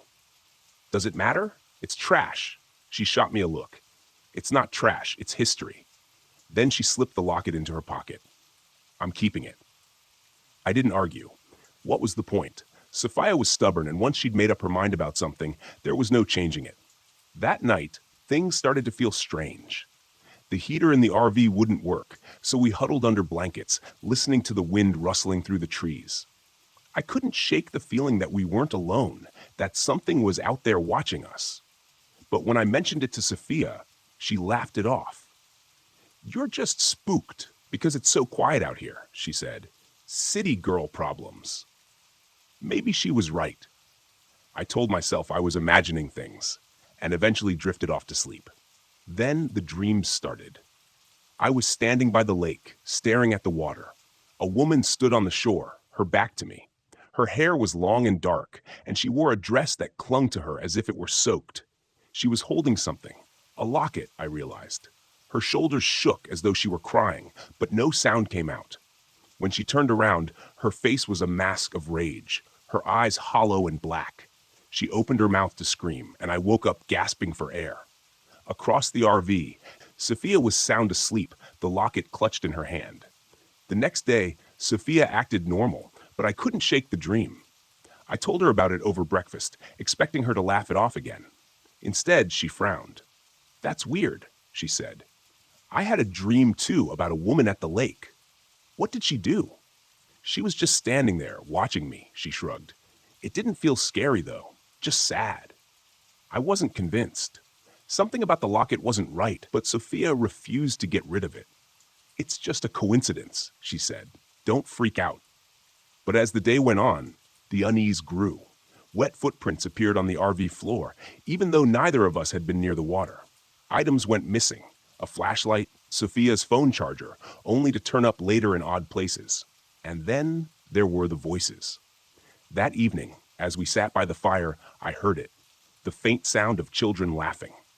At first, I thought it was my imagination, but Sophia heard it too. Probably just echoes from another campsite, she said, though her tone was less certain. There's no one else out here, I whispered. We stared into the darkness, but the laughter faded as quickly as it had come. That night, I woke to the sound of the RV door creaking open. Sophia's bed was empty. I grabbed a flashlight and ran outside, my heart pounding. The forest was pitch black, the trees casting long shadows under the sliver of moonlight. I found Sophia standing at the edge of the lake, her feet submerged in the water. She was holding the locket, her lips moving as if she were whispering something, though I couldn't hear the words. "Sophia!" I yelled. She turned slowly, her eyes glazed over. "She wants me to stay," she said, her voice distant and hollow. I grabbed her arm and pulled her back to the RV, but she fought me, her strength unnaturally strong. "Let go. I need to go to her." Finally, I managed to drag her inside and lock the door. She collapsed onto her bed and fell into a deep sleep, but I stayed awake, clutching a knife and listening for the sound of footsteps outside. The next morning, Sophia didn't remember a thing. She laughed it off, but I could see the fear in her eyes. The locket's influence was growing stronger, and I knew we had to leave. But the RV wouldn't start. Sophia tried to call for help, but her phone was dead, even though it had been fully charged the night before. I suggested walking back to the main road, but she refused. "I'm not leaving the RV," she said. "What if someone comes by?" I didn't argue. I couldn't leave her alone, not when she was acting so strange. Instead, I decided to confront the problem head-on. That afternoon, while Sophia was napping, I took the locket and walked to the lake. The air grew colder the closer I got, and the forest seemed unnaturally quiet. I stood at the water's edge, the locket heavy in my hand. "I know you're here," I said. "What do you want?" For a moment, nothing happened. Then the surface of the lake rippled, and the woman appeared. Her face was pale and gaunt, her eyes dark pits of sorrow and rage. Behind her, shadowy figures emerged, children with hollow eyes and twisted smiles. "Return it," she hissed, her voice like nails on glass. "Return what you stole." I threw the locket into the water and turned to run, but the children's laughter erupted around me, and I felt icy hands grab my ankles. I screamed, kicking and clawing, but the hands dragged me toward the water. Just as I thought I was going to drown, Sophia appeared, her face twisted with fear and determination. She held a stick lit with fire from the RV's stove. "Let her go," she screamed, thrusting the flame toward the water. The ghostly figures recoiled, their shrieks piercing the air. Sophia grabbed my arm and pulled me back to shore. Together, we watched as the locket sank beneath the surface, the ripples fading into stillness. We left Dogwood Lake the next day, abandoning the RV and hitchhiking back to civilization. Neither of us spoke about what had happened, but I knew we'd both been changed. Sophia never picked up her camera again, and I can't look at a lake without feeling a chill run down my spine. Some nights, I still hear the laughter, soft and distant, like an echo from a nightmare. I pray it's just my imagination, but deep down, I know it's not.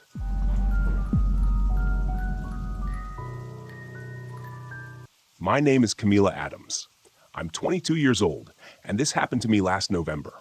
It started as a camping trip in Brown County State Park, Indiana. Just a fun, challenging escape with friends. But what I experienced out there wasn't just nature. Something ancient and evil stalked us through that forest, and I barely made it out alive. It was Mason's idea. He was the ringleader in our group of 3, confident, outdoorsy, and just reckless enough to convince us this trip was a good idea. He was 26, with that charming, cocky smile that somehow made me trust him even when I shouldn't. Then there was Ben, Mason's best friend since childhood. He was 25, and the opposite of Mason, reserved, practical, and constantly trying to keep us from getting into trouble. Me? I was just there for the adventure. I'd been feeling stuck lately, living the same routine in Indianapolis, and Mason's enthusiasm made me want to break out of my comfort zone. So when he suggested we tackle an unofficial trail he'd found on some wilderness forum, I thought, why not? We packed light. Mason insisted we didn't need much for a 3-day trip. Looking back, that was mistake number 1. The first day went fine. We parked at the trailhead and hiked deeper into the park than I'd ever been. The colors of the late autumn forest were stunning, rich reds and golds under a steel gray sky. Mason led the way with his usual bravado, joking about how we didn't even need a map because he had the route all figured out. Ben kept muttering about how we should at least double-check our bearings, but Mason brushed him off. By the time we reached our first campsite, we were tired, but in good spirits. We set up a small fire, ate some protein bars, and talked about everything and nothing under the canopy of stars. It was peaceful until the forest went silent. I didn't notice it at first, but Ben did. "Do you hear that?" he asked, his voice low. "Hear what?" Mason replied, poking at the fire. "Nothing," Ben said. "No crickets, no owls, nothing." Now that he mentioned it, the silence felt wrong. It pressed down on us like a weight, as if the forest itself was holding its breath. Mason shrugged it off, saying it was probably the cold weather, but I couldn't shake the feeling that something was watching us. The second day was harder. The hidden path Mason had raved about turned out to be more of a rough deer trail, barely visible under the thick leaves. My legs ached from climbing over fallen trees and trudging through uneven ground. To make matters worse, Ben's compass stopped working. He swore it had been fine yesterday, but now the needle spun uselessly, as if the forest itself was messing with us. Around midday, we found something strange. Deep claw marks scored the bark of a massive oak tree. They were too high up to be from a bear, if there were even bears in this part of Indiana. Mason joked about Bigfoot, but Ben's face darkened. "This isn't right," Ben said. "We should turn back." "Turn back? Come on, man, we're fine," Mason said. "Don't wimp out now." Ben shot me a look that said, "Can you believe this guy?" I wanted to agree with him, but I didn't want to be the one to back down first. So we kept going. That night, the hunger started. Mason devoured most of our food. He claimed he hadn't eaten enough earlier and needed the energy, but the way he tore through the rations was unsettling. His hands shook as he unwrapped granola bars, and his eyes had this wild, hollow look. "You okay?" I asked, trying to sound casual. "Yeah, just starving," he muttered, not meeting my gaze. "Don't worry about it." Ben pulled me aside while Mason stomped off to gather more firewood. "Something's wrong with him," Ben whispered. "He's acting off." "I know," I said. "But what are we supposed to do? Drag him back to the car?" Ben didn't answer. He just stared into the dark woods, his jaw tight. Later that night, I heard whispering. I'd stepped away from the campfire to use the bathroom. The air was freezing, my breath puffing white in front of me. That's when I heard it, a low, raspy murmur just beyond the tree line. "Ben? Mason?" I called, my voice shaking. There was no answer, only the sound of dry leaves crunching underfoot, too far away to be either of them. I ran back to camp, my heart pounding. "What's wrong?" Mason asked when he saw me. His face was pale, his eyes bloodshot. "Someone's out there," I said, trying to catch my breath. "I heard them." "It's probably just the wind," Mason said, but even he didn't sound convinced. Ben pulled out the flimsy flashlight Camila had packed, the beam flickering weakly as he scanned the surrounding trees. "We need to leave first thing in the morning," he said. Morning didn't come fast enough. I woke up to the sound of Mason vomiting behind the tent. When I went to check on him, I saw blood mixed in with the bile. "You're sick," I said, panic rising in my chest. "We have to get you out of here." "No," Mason rasped, wiping his mouth with the back of his hand. "I'm fine." "You're not fine," Ben snapped. "You look like death, and now we're out of food, thanks to you." Mason glared at him, his teeth bared. For a moment, I thought he was going to lunge at Ben, but then he stumbled back, clutching his stomach. "Let's just keep moving," he said through gritted teeth. We packed up and started hiking, but Mason was slower now, his breath labored. The trail seemed to twist in on itself, leading us deeper into the forest instead of out. The claw marks appeared more frequently, gouged into the trees like some kind of territorial warning. And then we found the carcass. It was a deer, or at least what was left of one. Its ribs jutted out like spears, the flesh stripped away as if something had gnawed on it. The smell was overwhelming, rotting meat and coppery blood. Mason stared at it for a long time, his eyes wide and unblinking. "We need to keep moving," Ben said, grabbing my arm. That night, Mason disappeared. Ben and I woke up to find his sleeping bag empty, his boots gone. "We have to find him," I said, but Ben shook his head. "He's gone, Camila. We can't save him." "We can't just leave him out there," I yelled. Ben sighed, his face lined with exhaustion. "Fine, but if we don't find him by sunset, we're heading back." We followed a faint trail of footprints, half expecting to find Mason sitting by a tree, laughing about some stupid prank. Instead, we found him crouched over another deer carcass, his face smeared with blood. "Mason?" I called out softly. He turned to look at us, and my stomach dropped. His eyes were sunk, his skin stretched taut over his cheekbones, his lips pulled back in a grotesque smile, revealing teeth that looked too sharp, too jagged. "The hunger," he whispered. "It's inside me." Ben grabbed my hand, pulling me back. "Run," he said. We ran, crashing through the underbrush, but Mason, or whatever he'd become, was fast. I could hear him behind us, his ragged breathing growing louder, closer. "Go!" Ben shouted, shoving me forward. "I'll hold him off." "No!" I screamed, but Ben didn't stop. He turned to face Mason, wielding a large branch like a spear. I didn't see what happened next. I just kept running, tears streaming down my face as I heard Ben's screams echoing through the trees. I stumbled out of the forest at dawn, bloodied and half frozen. Park rangers found me near the trailhead and took me to a hospital. I told them everything, but they didn't believe me. They said Mason and Ben probably got lost and that I was lucky to make it out alive. But I know the truth. Somewhere in those woods, the Wendigo still roams, hungry and waiting for its next victim.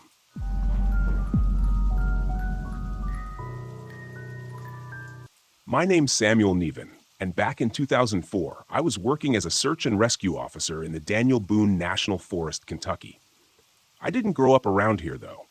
I came from Indiana, a flat, uneventful place where the most excitement you'd get was a speeding ticket. The move to Kentucky was supposed to bring some adventure, and let me tell you, I got more than I bargained for. When I first got into this line of work, people said it was mainly about finding lost hikers or kids who wandered off the trails. They didn't warn me about the other things in the woods, the things you can't categorize. You see, I wasn't exactly what you'd call an experienced outdoorsman before I took this job.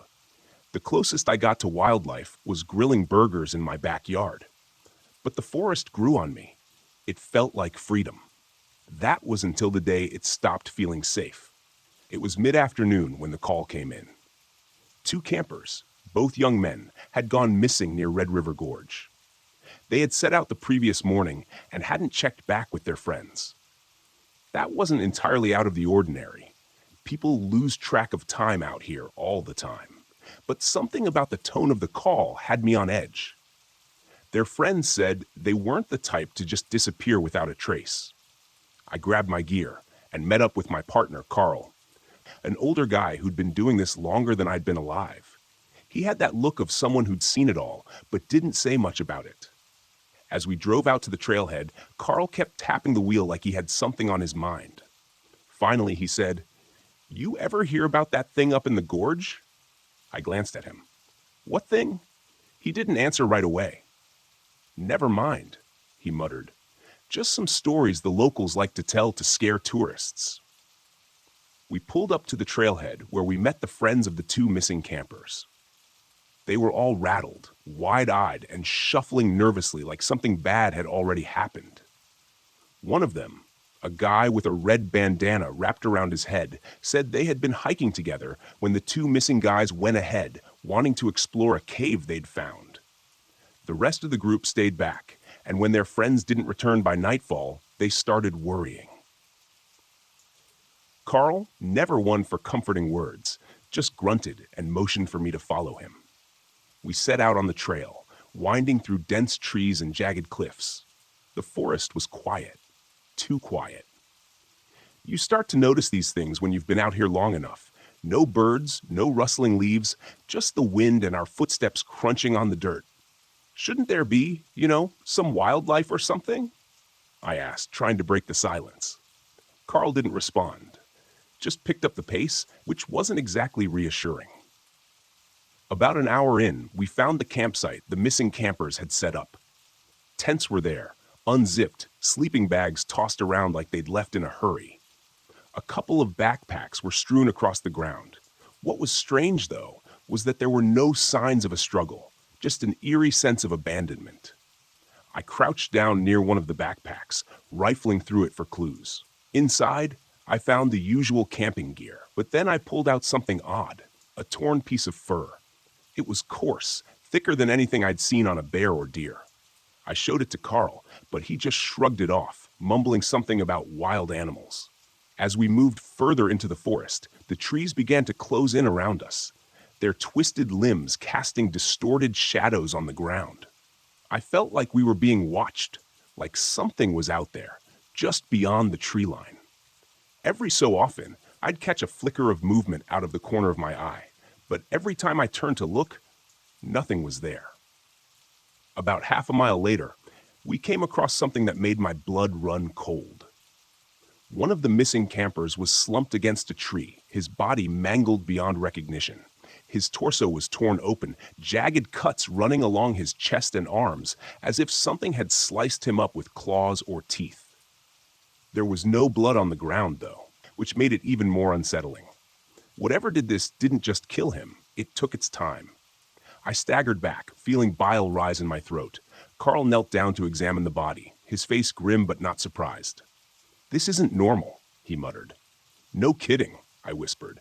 "What could have done this?" Carl stood up slowly, scanning the area. "Not sure, but we need to find the other one."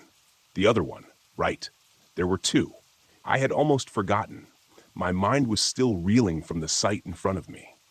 But we had a job to do. We pressed on, following a faint trail of broken branches and disturbed underbrush. It was getting darker, but we couldn't turn back now. About an hour later, we found the second camper, or at least what was left of him. His body was hanging from a tree, suspended by a mess of vines and branches. It looked like he'd been lifted up and shredded apart, his limbs dangling at odd angles. I could barely breathe at this point. It was like we had stumbled into some twisted hunting ground. "We should call this in," I said, my voice shaking. Carl didn't move. He was staring at something off to the side, just beyond the body. "Look." I followed his gaze and saw it. Movement in the trees. Something was crouching low, its shape barely visible in the shadows. It was huge, larger than anything I'd ever seen before. Its body was covered in matted fur, like that of a wild boar, but its movements were more feline, smooth and predatory. The creature's head was elongated, almost like a wolf's, but it had this strange, twisted quality to it, as if nature had gone wrong somewhere. It stood there for a moment, staring at us, before letting out a low, rumbling sound that vibrated in my chest. Carl grabbed my arm, snapping me out of my daze. "Run?"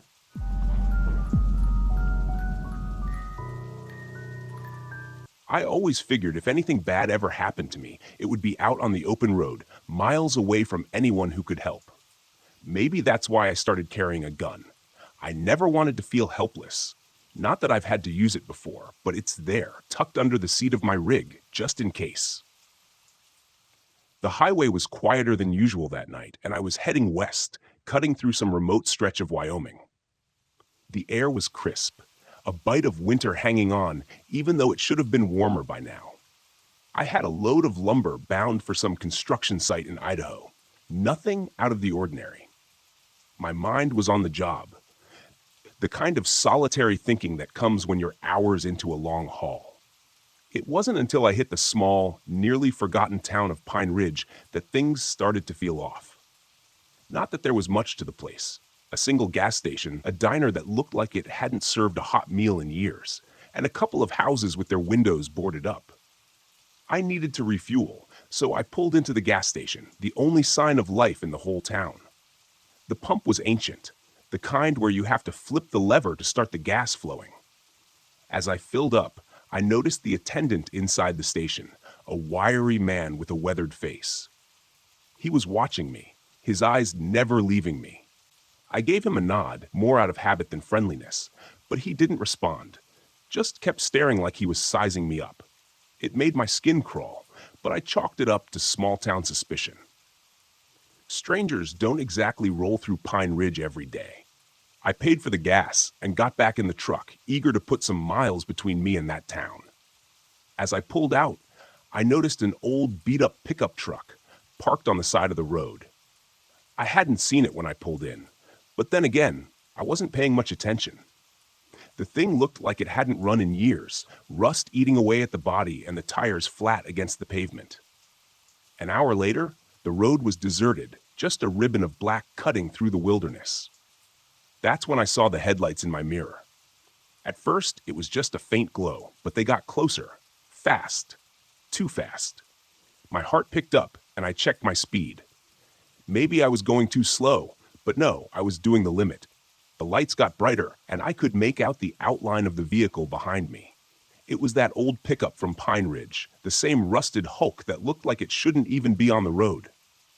I kept my eyes on the mirror, expecting the truck to pass me by, but it didn't. Instead, it rode my tail, the headlights nearly blinding me.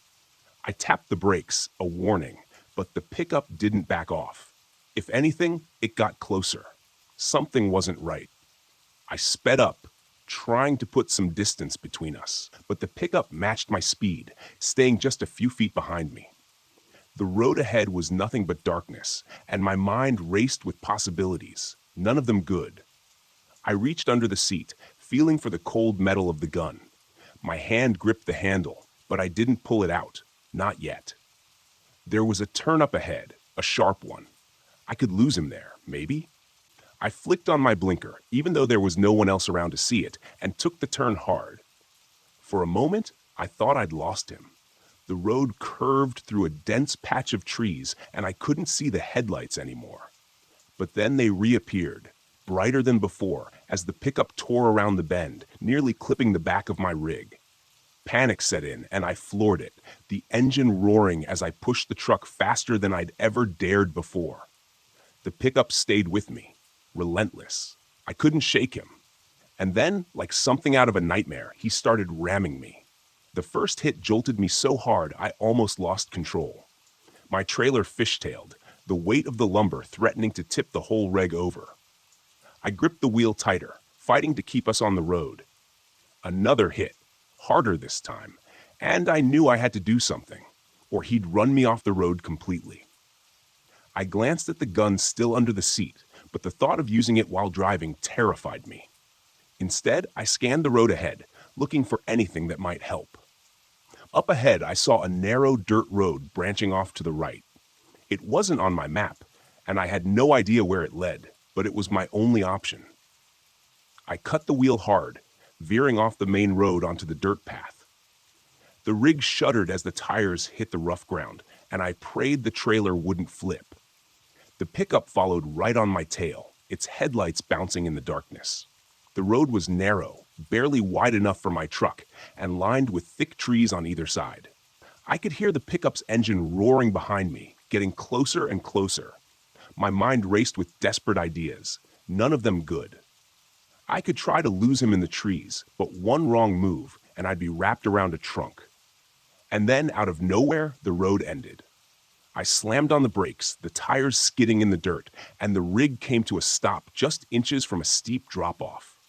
The pickup didn't stop. It rammed into the back of my trailer with a sickening crunch, and I heard metal tearing as the trailer swayed dangerously over the edge. The impact threw me forward, and I fought to stay in control. I could feel the weight of the lumber shifting, the whole rig threatening to go over. I had seconds, maybe less. I didn't think. I yanked the gun out from under the seat, kicked open the door, and jumped out. I hit the ground hard, rolling to avoid the drop-off. The pickup's engine was still running, the headlights casting an eerie glow over the scene. I scrambled to my feet, the gun in my hand, and turned to face the pickup. The driver's door opened, and a man stepped out. He was tall, broad-shouldered, and covered in grease and grime, his clothes tattered, hanging off him like they'd been through hell. He didn't say a word, just started walking toward me, his steps slow and deliberate. I leveled the gun at him, my hands shaking.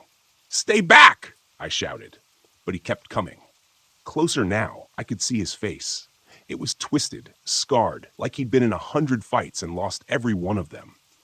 His eyes were cold, empty, like there was nothing human left inside him. He didn't stop. I pulled the trigger. The gunshot echoed through the trees, and the man staggered but didn't go down.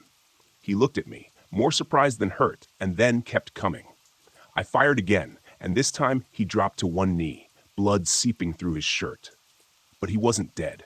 He reached into his pocket, pulling out a knife, and lunged at me. I fired a third time, hitting him square in the chest. He crumpled to the ground, finally still. I stood there, gasping for breath, the gun still in my hand.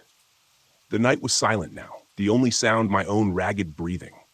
I walked over to the pickup, looking for any sign of why he'd chased me, but there was nothing. The cab was empty, no ID, no belongings, just a truck that shouldn't have been running. I looked back at the man, his body lying lifeless on the ground. There was no question he was dead. I had the gun, the spent shells, and his blood on my hands. This wasn't something I could just drive away from. But as I stood there, I realized something else. The rig was teetering on the edge, the weight of the lumber pulling it closer to the drop-off. I ran back to it, climbed inside, and slowly, carefully backed it away from the edge. Once I was clear, I drove back to the main road, my heart still pounding. I didn't stop until I reached the next town, where I found a diner that was still open. I sat in a booth, the gun hidden in my jacket, and ordered a coffee. The waitress gave me a strange look, but didn't say anything. I didn't tell anyone about what happened, not even the cops. When they eventually found the man's body a few days later, the newspapers called it a tragic accident. An unidentified man found dead in the woods. They never connected it to me, and I never offered up any information. I finished my coffee, paid the bill, and got back on the road. The sun was starting to rise, and I had miles to go before my next stop. As I drove, I tried not to think about the man or why he'd come after me. It didn't matter now. He was dead, and I was still alive. That was enough.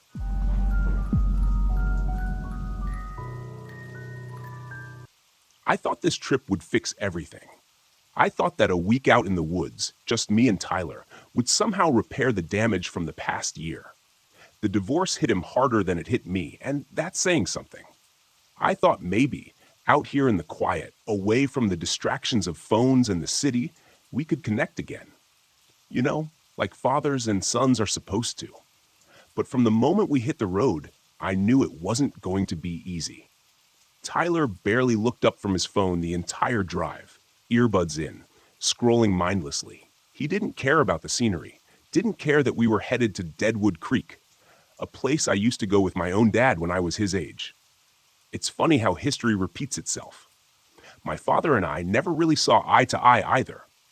He'd brought me out here, hoping to teach me how to be a man, how to survive in the wilderness, and now here I was, doing the same with Tyler, hoping the Black Hills would heal something in both of us. I glanced at him as we pulled into the campground. He didn't even notice the tall, dark pines surrounding us, swaying lightly in the wind. A dense fog had settled over the creek, and the sound of water trickling nearby was the only noise besides the RV's engine. It felt different than I remembered, more isolated, lonelier. "This is it," I said, more to myself than to Tyler. "Cool," he mumbled, still scrolling, not even looking up. I sighed, cutting the engine. After we set up camp, I suggested a short hike to check out the creek. Tyler grumbled but followed me. The trail was just as I remembered, narrow, winding through the trees, with the creek gurgling beside us. There was something peaceful about it, but also something off. The further we went, the heavier the air felt, like the forest was watching us. We reached the creek's edge, where the water ran fast over the rocks. I crouched down, letting the cool water run over my hand. "This place used to be full of miners back in the gold rush days," I said, trying to make conversation. "A lot of people came out here looking to strike it rich. Some of them didn't make it out." Tyler shrugged. "I guess," he said. I stood up and brushed off my hands, frustrated. "You know, you could try enjoying this." He looked up from his phone for the first time and scowled. "I didn't ask to come here." I bit my tongue, holding back the argument that wanted to burst out. "Let's head back to camp." As we turned to leave, something flickered in my peripheral vision. I stopped, squinting through the trees. There, just at the edge of the clearing, a dim light floated in the distance. It flickered like a lantern, swaying in the wind. "Did you see that?" I asked, pointing toward the trees. Tyler glanced up, following my gaze. "What? That light?" It was gone. I blinked, rubbing my eyes. Maybe I'd imagined it. The fog had thickened while we were by the creek, and the woods were growing darker. Never mind, let's go. The first night was when things started getting weird. Tyler and I had retreated to the RV after dinner. He was predictably glued to his phone while I tried to read a book, but the quiet gnawed at me. The stillness outside felt oppressive rather than peaceful. The wind had picked up, and the pines swayed ominously against the backdrop of the night. Then I heard it. At first, I thought it was just the wind, a soft, barely there sound like whispers carried on the breeze. But as I listened, it grew more distinct. Not the wind, voices, faint, disembodied voices murmuring just outside the RV. "Did you hear that?" I asked, sitting up straighter. "What?" Tyler didn't even look up. "The voices outside." Tyler pulled out one of his earbuds, frowning. "What are you talking about?" I stood up and went to the window, peering out into the darkness. Nothing but fog and trees. But I could still hear the whispers just at the edge of hearing, like they were coming from the creek. I shook my head. Probably just the wind. Tyler rolled his eyes and went back to his phone, but something about those whispers unsettled me. That night as I lay in bed, I couldn't shake the feeling that we weren't alone. The next morning, the air felt even heavier. Tyler was still distant, sulking around camp, so I suggested another hike, hoping it would clear the tension between us. He reluctantly agreed, and we set off down the trail again, heading back toward the creek. But this time, the unease I'd felt the day before was stronger. Every rustle in the trees, every crack of a branch set me on edge. As we walked, I couldn't help but glance over my shoulder. The feeling of being watched was constant now, like eyes were following us from the shadows. Then I saw it again. The light. This time it was brighter, flickering between the trees ahead of us, moving slowly, like a lantern being carried by an unseen hand. "There it is," I whispered, grabbing Tyler's arm. "Do you see it?" He stopped, frowning. "What? What are you talking about?" The light flickered in and out, growing dimmer before vanishing completely. I took a step forward, but Tyler grabbed my arm. "Dad, let's just go back." I wanted to argue, but the look on his face, the fear in his eyes, stopped me. Truth be told, I was scared too. "Yeah, let's go." That night, the footsteps started. It was late, maybe past midnight, and I just managed to drift off when I heard them. Slow, deliberate steps crunching on the gravel outside the RV. At first, I thought it was just an animal, maybe a deer or something, but the steps were too heavy, too purposeful. I lay there, holding my breath, listening as the footsteps circled the RV. They stopped by the window, then moved to the door. Tyler stirred in his sleep, but didn't wake. I slipped out of bed and grabbed the flashlight. My heart pounded in my chest as I crept toward the window, slowly pulling back the curtain. The beam of my flashlight cut through the darkness, and there, just at the edge of the light, stood a figure. It was tall, dressed in ragged, old-fashioned clothes, like something out of the gold rush era. A wide-brimmed hat covered most of its face, but I could see the gleam of a lantern hanging from its hand. The figure stood perfectly still, just watching the RV. I stumbled back, heart racing. I didn't know what to do. My mind raced, searching for a rational explanation, but I couldn't find one. Then, just as suddenly as it had appeared, the figure turned and vanished into the fog, the light of its lantern disappearing with it. The next day, Tyler was pale and jittery, his usual teenage indifference replaced with genuine fear. He hadn't seen the figure, but he'd heard the footsteps, and the look in his eyes told me he knew something was wrong. "We need to leave," he said, his voice trembling. "I know," I replied. "I'll start the RV. We'll head out." But when I turned the key in the ignition, nothing happened. The engine sputtered, then went silent. I tried again and again, but the RV wouldn't start. "We're stuck here," I muttered, feeling the weight of dread settle over me. That night, the footsteps returned. This time, they were louder, more insistent. The figure was back, pacing around the RV, dragging something behind it.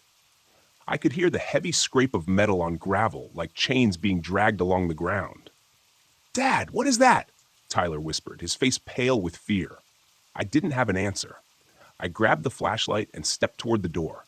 "Stay inside," I told him. "No, don't go out there," he begged, grabbing my arm. But I couldn't just sit there, listening to the thing outside. I had to confront it. I opened the door and stepped out into the cold night. The figure was there, standing by the creek, its lantern casting an eerie glow over the water. It didn't move as I approached, just watched me with shadowed eyes. "What do you want?" I shouted, though my voice trembled. "What are you?" The figure didn't respond. Instead, it slowly lifted its arm, pointing to the ground near the water's edge. There, half buried in the mud, was an old rusted gold pan. I didn't understand at first, but then it hit me, the legend, the miner's ghost protecting his lost fortune. I knelt down, my hands trembling, and lifted the pan from the mud. As soon as I touched it, the figure vanished. The footsteps stopped, the whispers and the wind fell silent.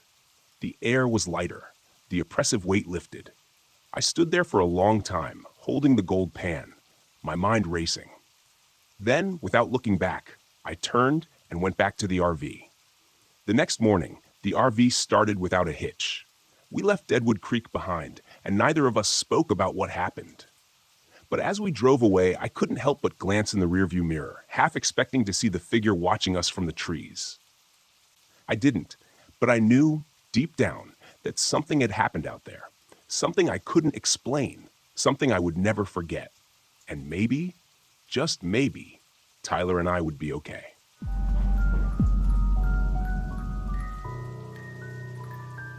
I didn't believe in ghosts, UFOs, or anything supernatural. I spent most of my career chasing down so-called paranormal phenomena and explaining them with cold, hard facts. That was my job, turning superstition into science, myths into measurable data. The Brown Mountain Lights? They were just another mystery waiting for a rational explanation. That's what I told myself as I drove my RV up the winding roads of Pisgah National Forest. The thick trees closed in on either side. The air was crisp and autumn leaves scattered across the path. There was a quiet stillness that made the world feel far away. I should have felt calm, excited even, but as the sun began to sink behind the distant ridges, leaving the forest bathed in shadow, I felt something else. Tension. Shaking it off, I parked the RV at the remote campsite I'd scouted. This was supposed to be a solo trip, a few days to get up close and personal with the Brown Mountain Lights, interview locals, take readings, and prove once and for all that the lights were nothing more than atmospheric conditions or optical illusions. I had all the gear I'd need: high-resolution cameras, thermal scanners, EMF detectors, the works. I wasn't expecting to find anything supernatural, just an anomaly. And anomalies had explanations. But the moment I stepped out of the RV, a chill ran through me. The trees rustled softly, as if whispering some secret I wasn't meant to hear.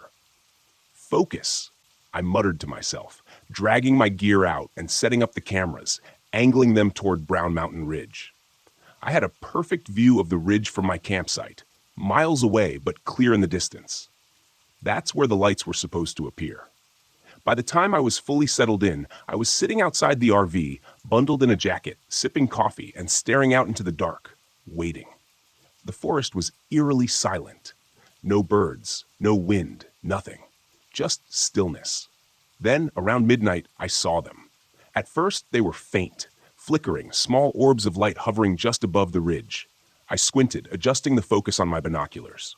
There they were, two, No, 3 lights bobbing in the air like they were floating on an invisible current. I grabbed my camera, flipping the switch to start recording, but nothing happened. The lens stayed black.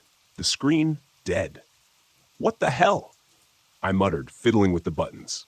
Fully charged and brand new, the camera shouldn't have malfunctioned. I checked the battery, clicked it back into place, and tried again. Still nothing. Frustration surged through me. This was exactly what I'd come here for. The lights, right there in front of me. And I couldn't even capture them.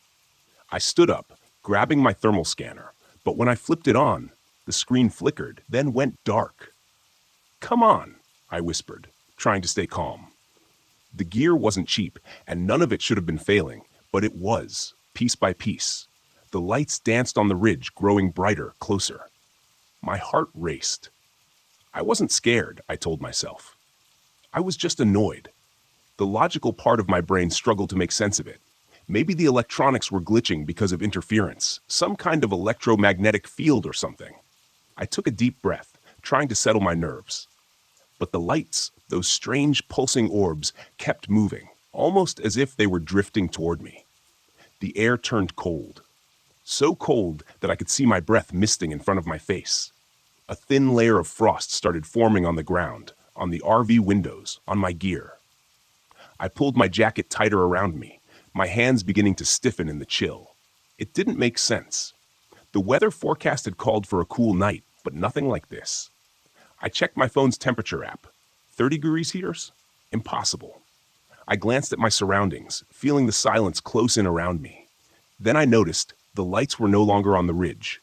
They were much closer now, floating just above the treetops, flickering like distant fireflies, but larger. Too large. I watched, heart pounding, as they bobbed and weaved. Their glow cast long shadows on the ground. I pulled out my phone to take a video. The screen flashed, then went black. It wouldn't turn on. Frustration boiled over. I slammed the phone down on the camping table. It bounced. I stood there, fists clenched, trying to keep my cool. This was why people got sucked into believing nonsense, because technology failed at the worst possible moment.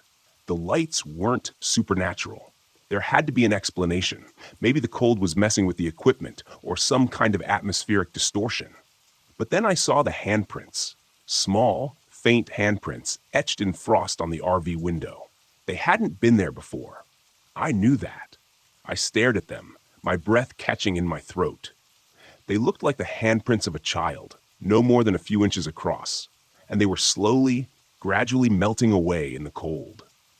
A prickling sensation crawled up the back of my neck. I turned to look at the lights, now hovering at the edge of the forest.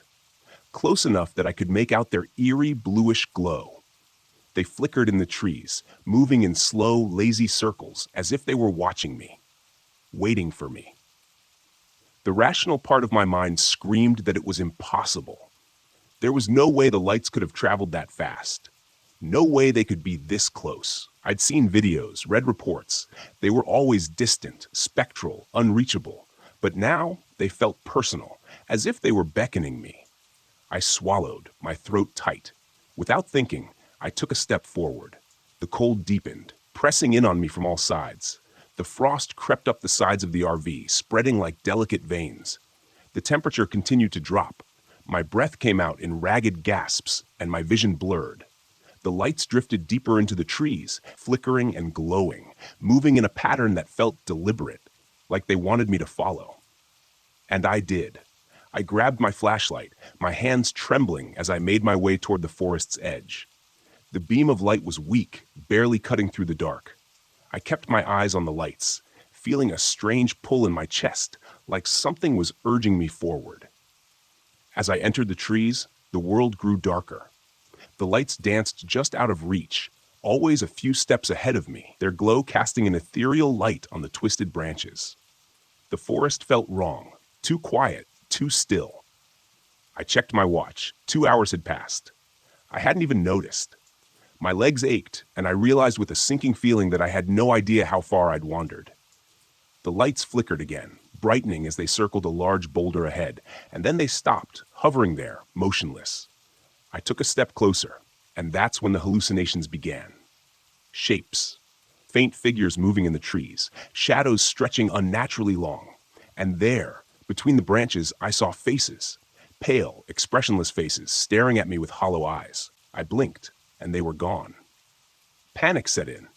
I turned to leave, but the forest had shifted. The path I'd taken was no longer clear. Everything looked the same. The same trees, the same twisting branches. The lights pulsed behind me, glowing brighter as if taunting me. I ran. My breath came in short, sharp bursts. My heart raced in my chest as I stumbled through the underbrush, trying to find my way back to the campsite. The lights flickered at the corners of my vision, but I ignored them. Then I heard it. Footsteps. Light. Quick footsteps crunching through the frost behind me. I didn't dare look back. I ran faster, my flashlight flickering and dying in my hand. I broke through the tree line, gasping for air, and saw the RV ahead. A welcome sight. But the air around it was colder than ever. The frost was so thick on the windows that it looked like snow. And there, pressed against the glass, were more handprints. Dozens of them. I scrambled inside, locking the door behind me, and collapsed on the floor, panting. My entire body trembled with cold and fear. The lights were still out there. I could see them through the frosted windows, flickering in the trees, growing fainter as the night wore on. I didn't sleep. I couldn't. By dawn, they were gone. The temperature returned to normal, and the frost melted away. But I didn't feel safe. Not anymore.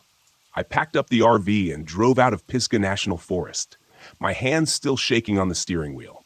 I'd come here to find an explanation, to debunk the Brown Mountain lights. But what I found was something else, something I couldn't explain.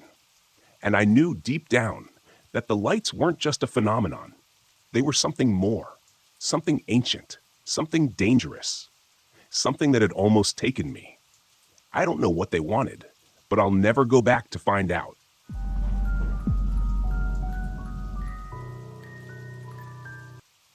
I was halfway up Blackwater Ridge when Glenn warned me about the lights. His bait shop was the last stop before the mountain trail turned into pure wilderness, and I dropped in for some extra firewood. He was standing behind the counter, leaning on his elbows, watching me load up my supplies. His words hung in the air long after they left his mouth. "People get lost up there," he said, his voice low and cautious. "You hear the stories?" I zipped up my jacket and shook my head. "What stories?" "About the lights. They show up when the sun goes down, start flickering in the trees like they're leading you somewhere. But you follow them. You don't come back." I should have known better than to brush him off. I should have asked more questions.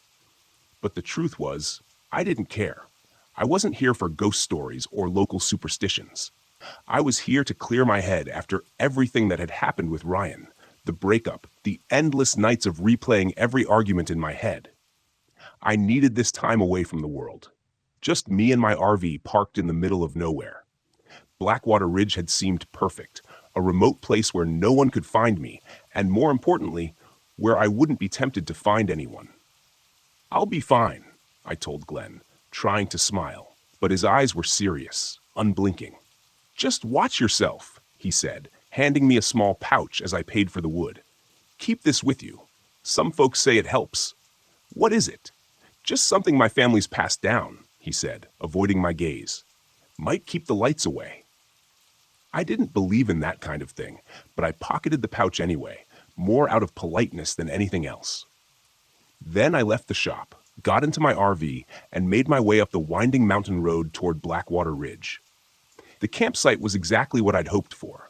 Deserted, overgrown, and tucked away in a grove of tall pines. The air smelled crisp and clean, and for the first time in weeks, I felt like I could breathe. The old campground looked like it hadn't been touched in years. There were a few rusted RVs half hidden in the foliage, relics of past campers who had either left them behind or forgotten about them altogether. I parked my RV at the far edge of the grove, close enough to the trees to feel enclosed, but far enough from the abandoned vehicles to avoid any weird vibes. It was perfect, a place to disconnect and forget. That first day was peaceful. I went for a hike, snapped a few photos, and by the time the sun was setting, I was sitting outside by the fire pit, listening to the crackling flames and sipping from a thermos of tea. The sky was clear, and the stars began to poke through the darkness, dotting the sky like tiny pinpricks of light. Then, out of the corner of my eye, I saw it. A small flickering light deep in the woods just past the tree line. At first, I thought it was a firefly, but it was too big. It moved slowly, gliding through the trees like it was looking for something or someone. I sat up, narrowing my eyes to focus. The light was faint but unmistakable. It pulsed gently like a heartbeat, its glow barely reaching me through the dense pines. Then another light appeared beside it. Then another. 3 faint orbs flickering in unison, moving deeper into the forest. Glenn's warning about the lights echoed in my mind, but I shook it off. They were probably just campers in the distance, or maybe a reflection from a house far off the ridge. I wasn't about to let some old superstition spook me on my first night. I sat back, trying to relax, but the lights wouldn't leave me alone. They moved again, gliding slowly through the trees as if they were beckoning me to follow.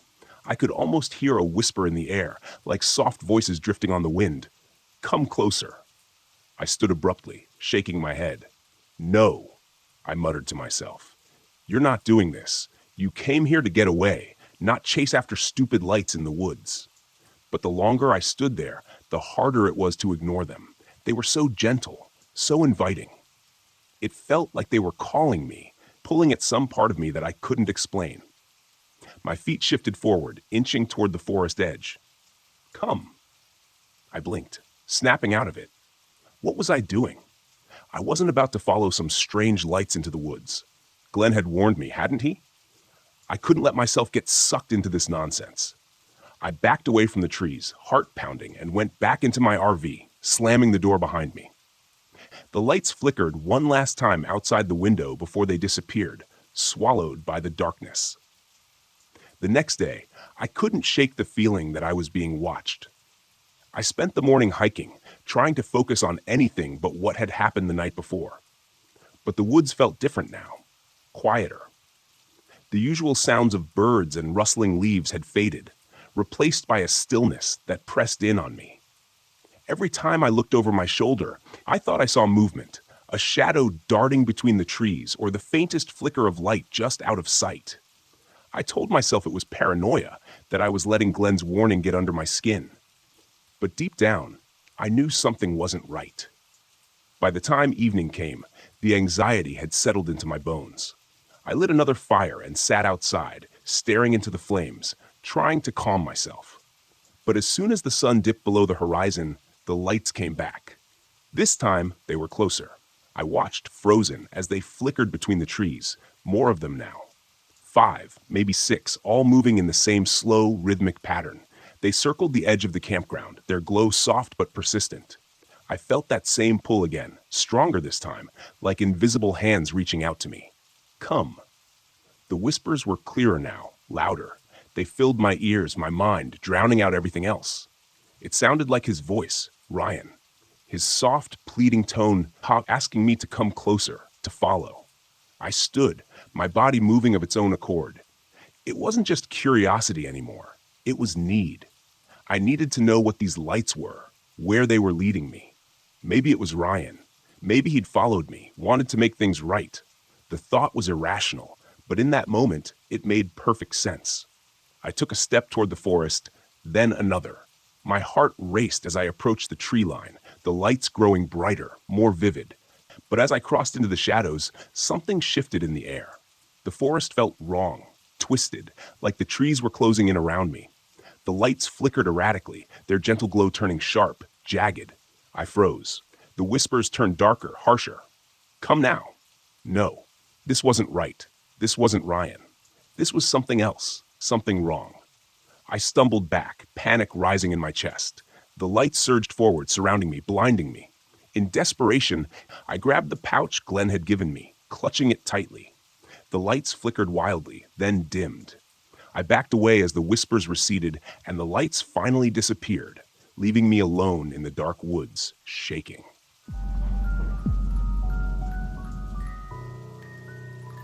I always hated feeling tethered to anything, so when the relationship ended, I knew I had to get away. No more distractions, no more emotional baggage. I just needed a break. Crater Lake seemed perfect, beautiful, isolated, and most importantly, quiet. I packed my old RV, grabbed some hiking gear, and headed out for a long weekend of camping. I arrived late in the afternoon, the sun already beginning to set behind the towering cliffs surrounding the lake. Crater Lake was as stunning as I'd imagined. Deep blue waters so clear they reflected the sky, encircled by jagged cliffs that loomed like ancient sentinels. The park was busy enough near the main viewpoints, but I was smart. I'd found a campsite far from the crowds, tucked away near the southeastern shore where the trees were thick and the lake was quieter, almost unnervingly so. It was just what I wanted, solitude. But as I parked my RV and set up camp, a strange feeling settled over me. The wind was too still, and even though the lake was calm, there was a low hum in the air, like the whisper of something just out of earshot. I shook it off. Just nerves, I told myself. Nothing to worry about. After all, I hadn't done a solo trip like this since before I met Sarah. The memories tugged at me, but I pushed them away. I spent the first evening by the fire, watching the stars come out as the lake turned to ink. Crater Lake was famous for its clarity, its mirror-like surface reflecting everything above it perfectly. But tonight, the water looked different, darker, maybe even opaque. I stared out across the lake, trying to ignore the strange tightness in my chest when I heard it.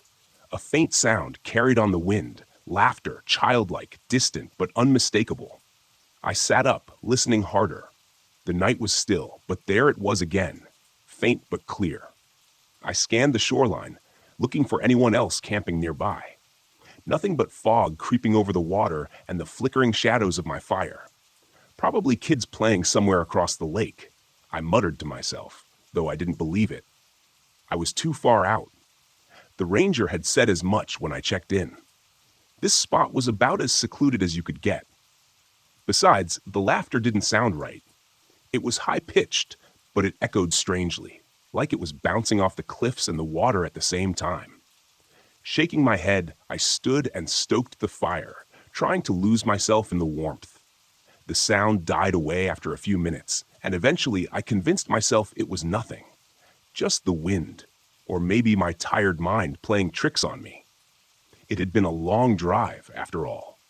I crawled into the RV that night, settling in for what I hoped would be a peaceful sleep. But the unease stayed with me, clinging to my mind like the fog that now blanketed the campsite. I dreamt of the lake, shapes moving beneath the surface, dark and indistinct, like hands reaching up from the depths. The next day was better. I hiked along the rim of the lake, took in the views, and even managed to shake off some of the weird vibes from the night before.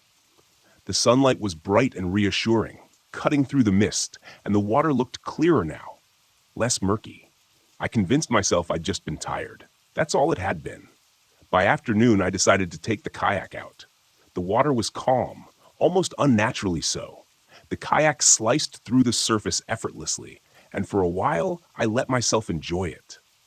The silence of the lake was peaceful, broken only by the soft splash of my paddle. Then the ripples started. At first, they were small, nothing more than the gentle rocking of water disturbed by a fish, maybe. But as I moved farther out, the ripples became more pronounced. They seemed to come from nowhere, disturbing the otherwise glassy surface of the lake. I stopped paddling, staring at the water, trying to figure out where they were coming from. There was nothing. No fish, no breeze, no sign of anything that could cause the water to move like that.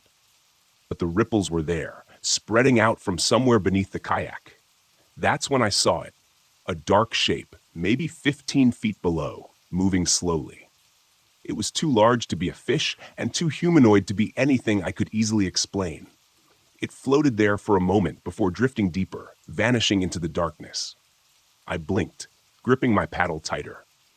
My heart raced, but I forced myself to breathe. Maybe it was a log, I reasoned, or some weird optical illusion. I was looking through layers of water, after all, and who knew how light refracted down there? But deep down, I didn't believe it.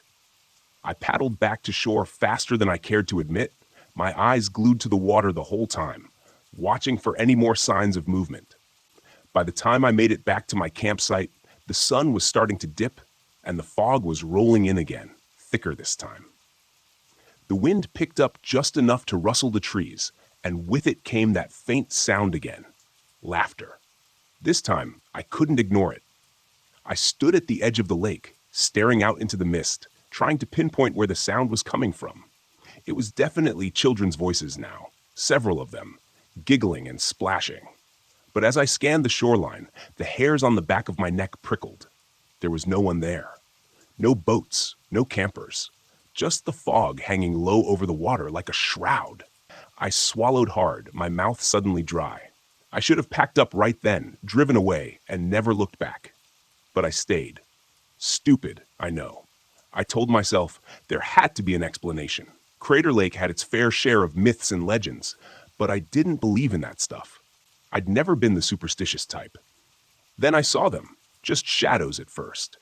Small figures standing at the water's edge, half obscured by the fog. They didn't move, just stood there, watching. They were small, like children, but their outlines were blurred, indistinct. I blinked, trying to focus, and in that split second, they were gone. I stepped back from the shore, my heart hammering in my chest. I wasn't seeing things. They were there. I'd seen them. A cold chill washed over me as the wind died, leaving the air deathly still. The whispers started again, faint and melodic, drifting across the water. But this time, they were louder, closer. I backed toward the RV, glancing over my shoulder, half expecting to see those figures standing behind me. Nothing. I fumbled with the RV door, slamming it shut behind me and locking it. My hands were shaking, my mind racing. I sat there in the dim light, listening. The whispers grew louder, like they were pressing in on me from all sides. It was as if the voices were coming from the lake itself, echoing relentlessly. I closed my eyes, trying to block it out, but it didn't stop. The sound seeped into my mind, becoming clearer, more distinct. I could hear the splashing of water and the soft giggles turning into cries. It was children drowning, calling for help. I could hear their little hands slapping against the surface of the water, their desperate gasps for air. My breath hitched, panic rising in my chest. I had to get out of here.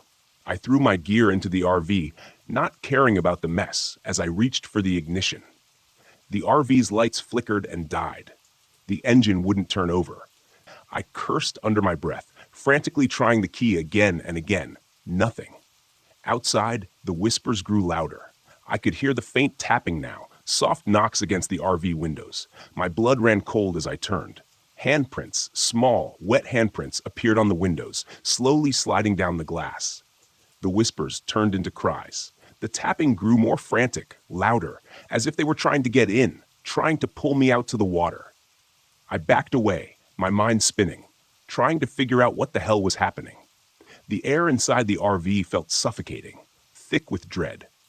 Then I heard it, splashing close right outside, like something was struggling in the water. Without thinking, I rushed to the door, flinging it open. The fog was so thick now I could barely see a few feet in front of me, but I could hear the cries for help, the child's voice desperate, calling for me. Help me. Please. My legs carried me toward the lake before my brain could catch up. The water lapped softly at the shore. The cries were louder, more desperate.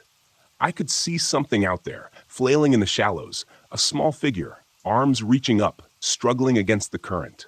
I was almost at the water's edge when the fog shifted just enough for me to see it clearly. The child was translucent, its skin pale and waterlogged. Its eyes were wide, empty sockets. Its mouth was open in a silent scream as it reached for me. Wet, skeletal hands clawed at the water, pulling it closer to me. I stumbled back, my breath caught in my throat. It wasn't real. It couldn't be real. The figure stopped struggling, its head tilting to one side as if studying me. Then it smiled, a cold, unnatural smile that chilled me to my core. I ran, my feet pounding the earth as I raced back to the RV. The laughter faded into the distance, echoing through the fog. I slammed the door behind me, locking it again, collapsing to the floor, gasping for air. I didn't sleep that night. I couldn't. The whispers, the laughter, the tapping on the windows, they didn't stop until dawn. When the sun finally broke through the fog, I packed up and drove away without looking back. I didn't care that the RV was barely running or that I left half my gear behind. I just needed to get away from that lake. But even now, as I sit in the safety of my apartment, I can still hear them sometimes. The faint whispers, the splashing of water, the laughter. Crater Lake isn't as quiet as it seems, and I know they're still there, waiting.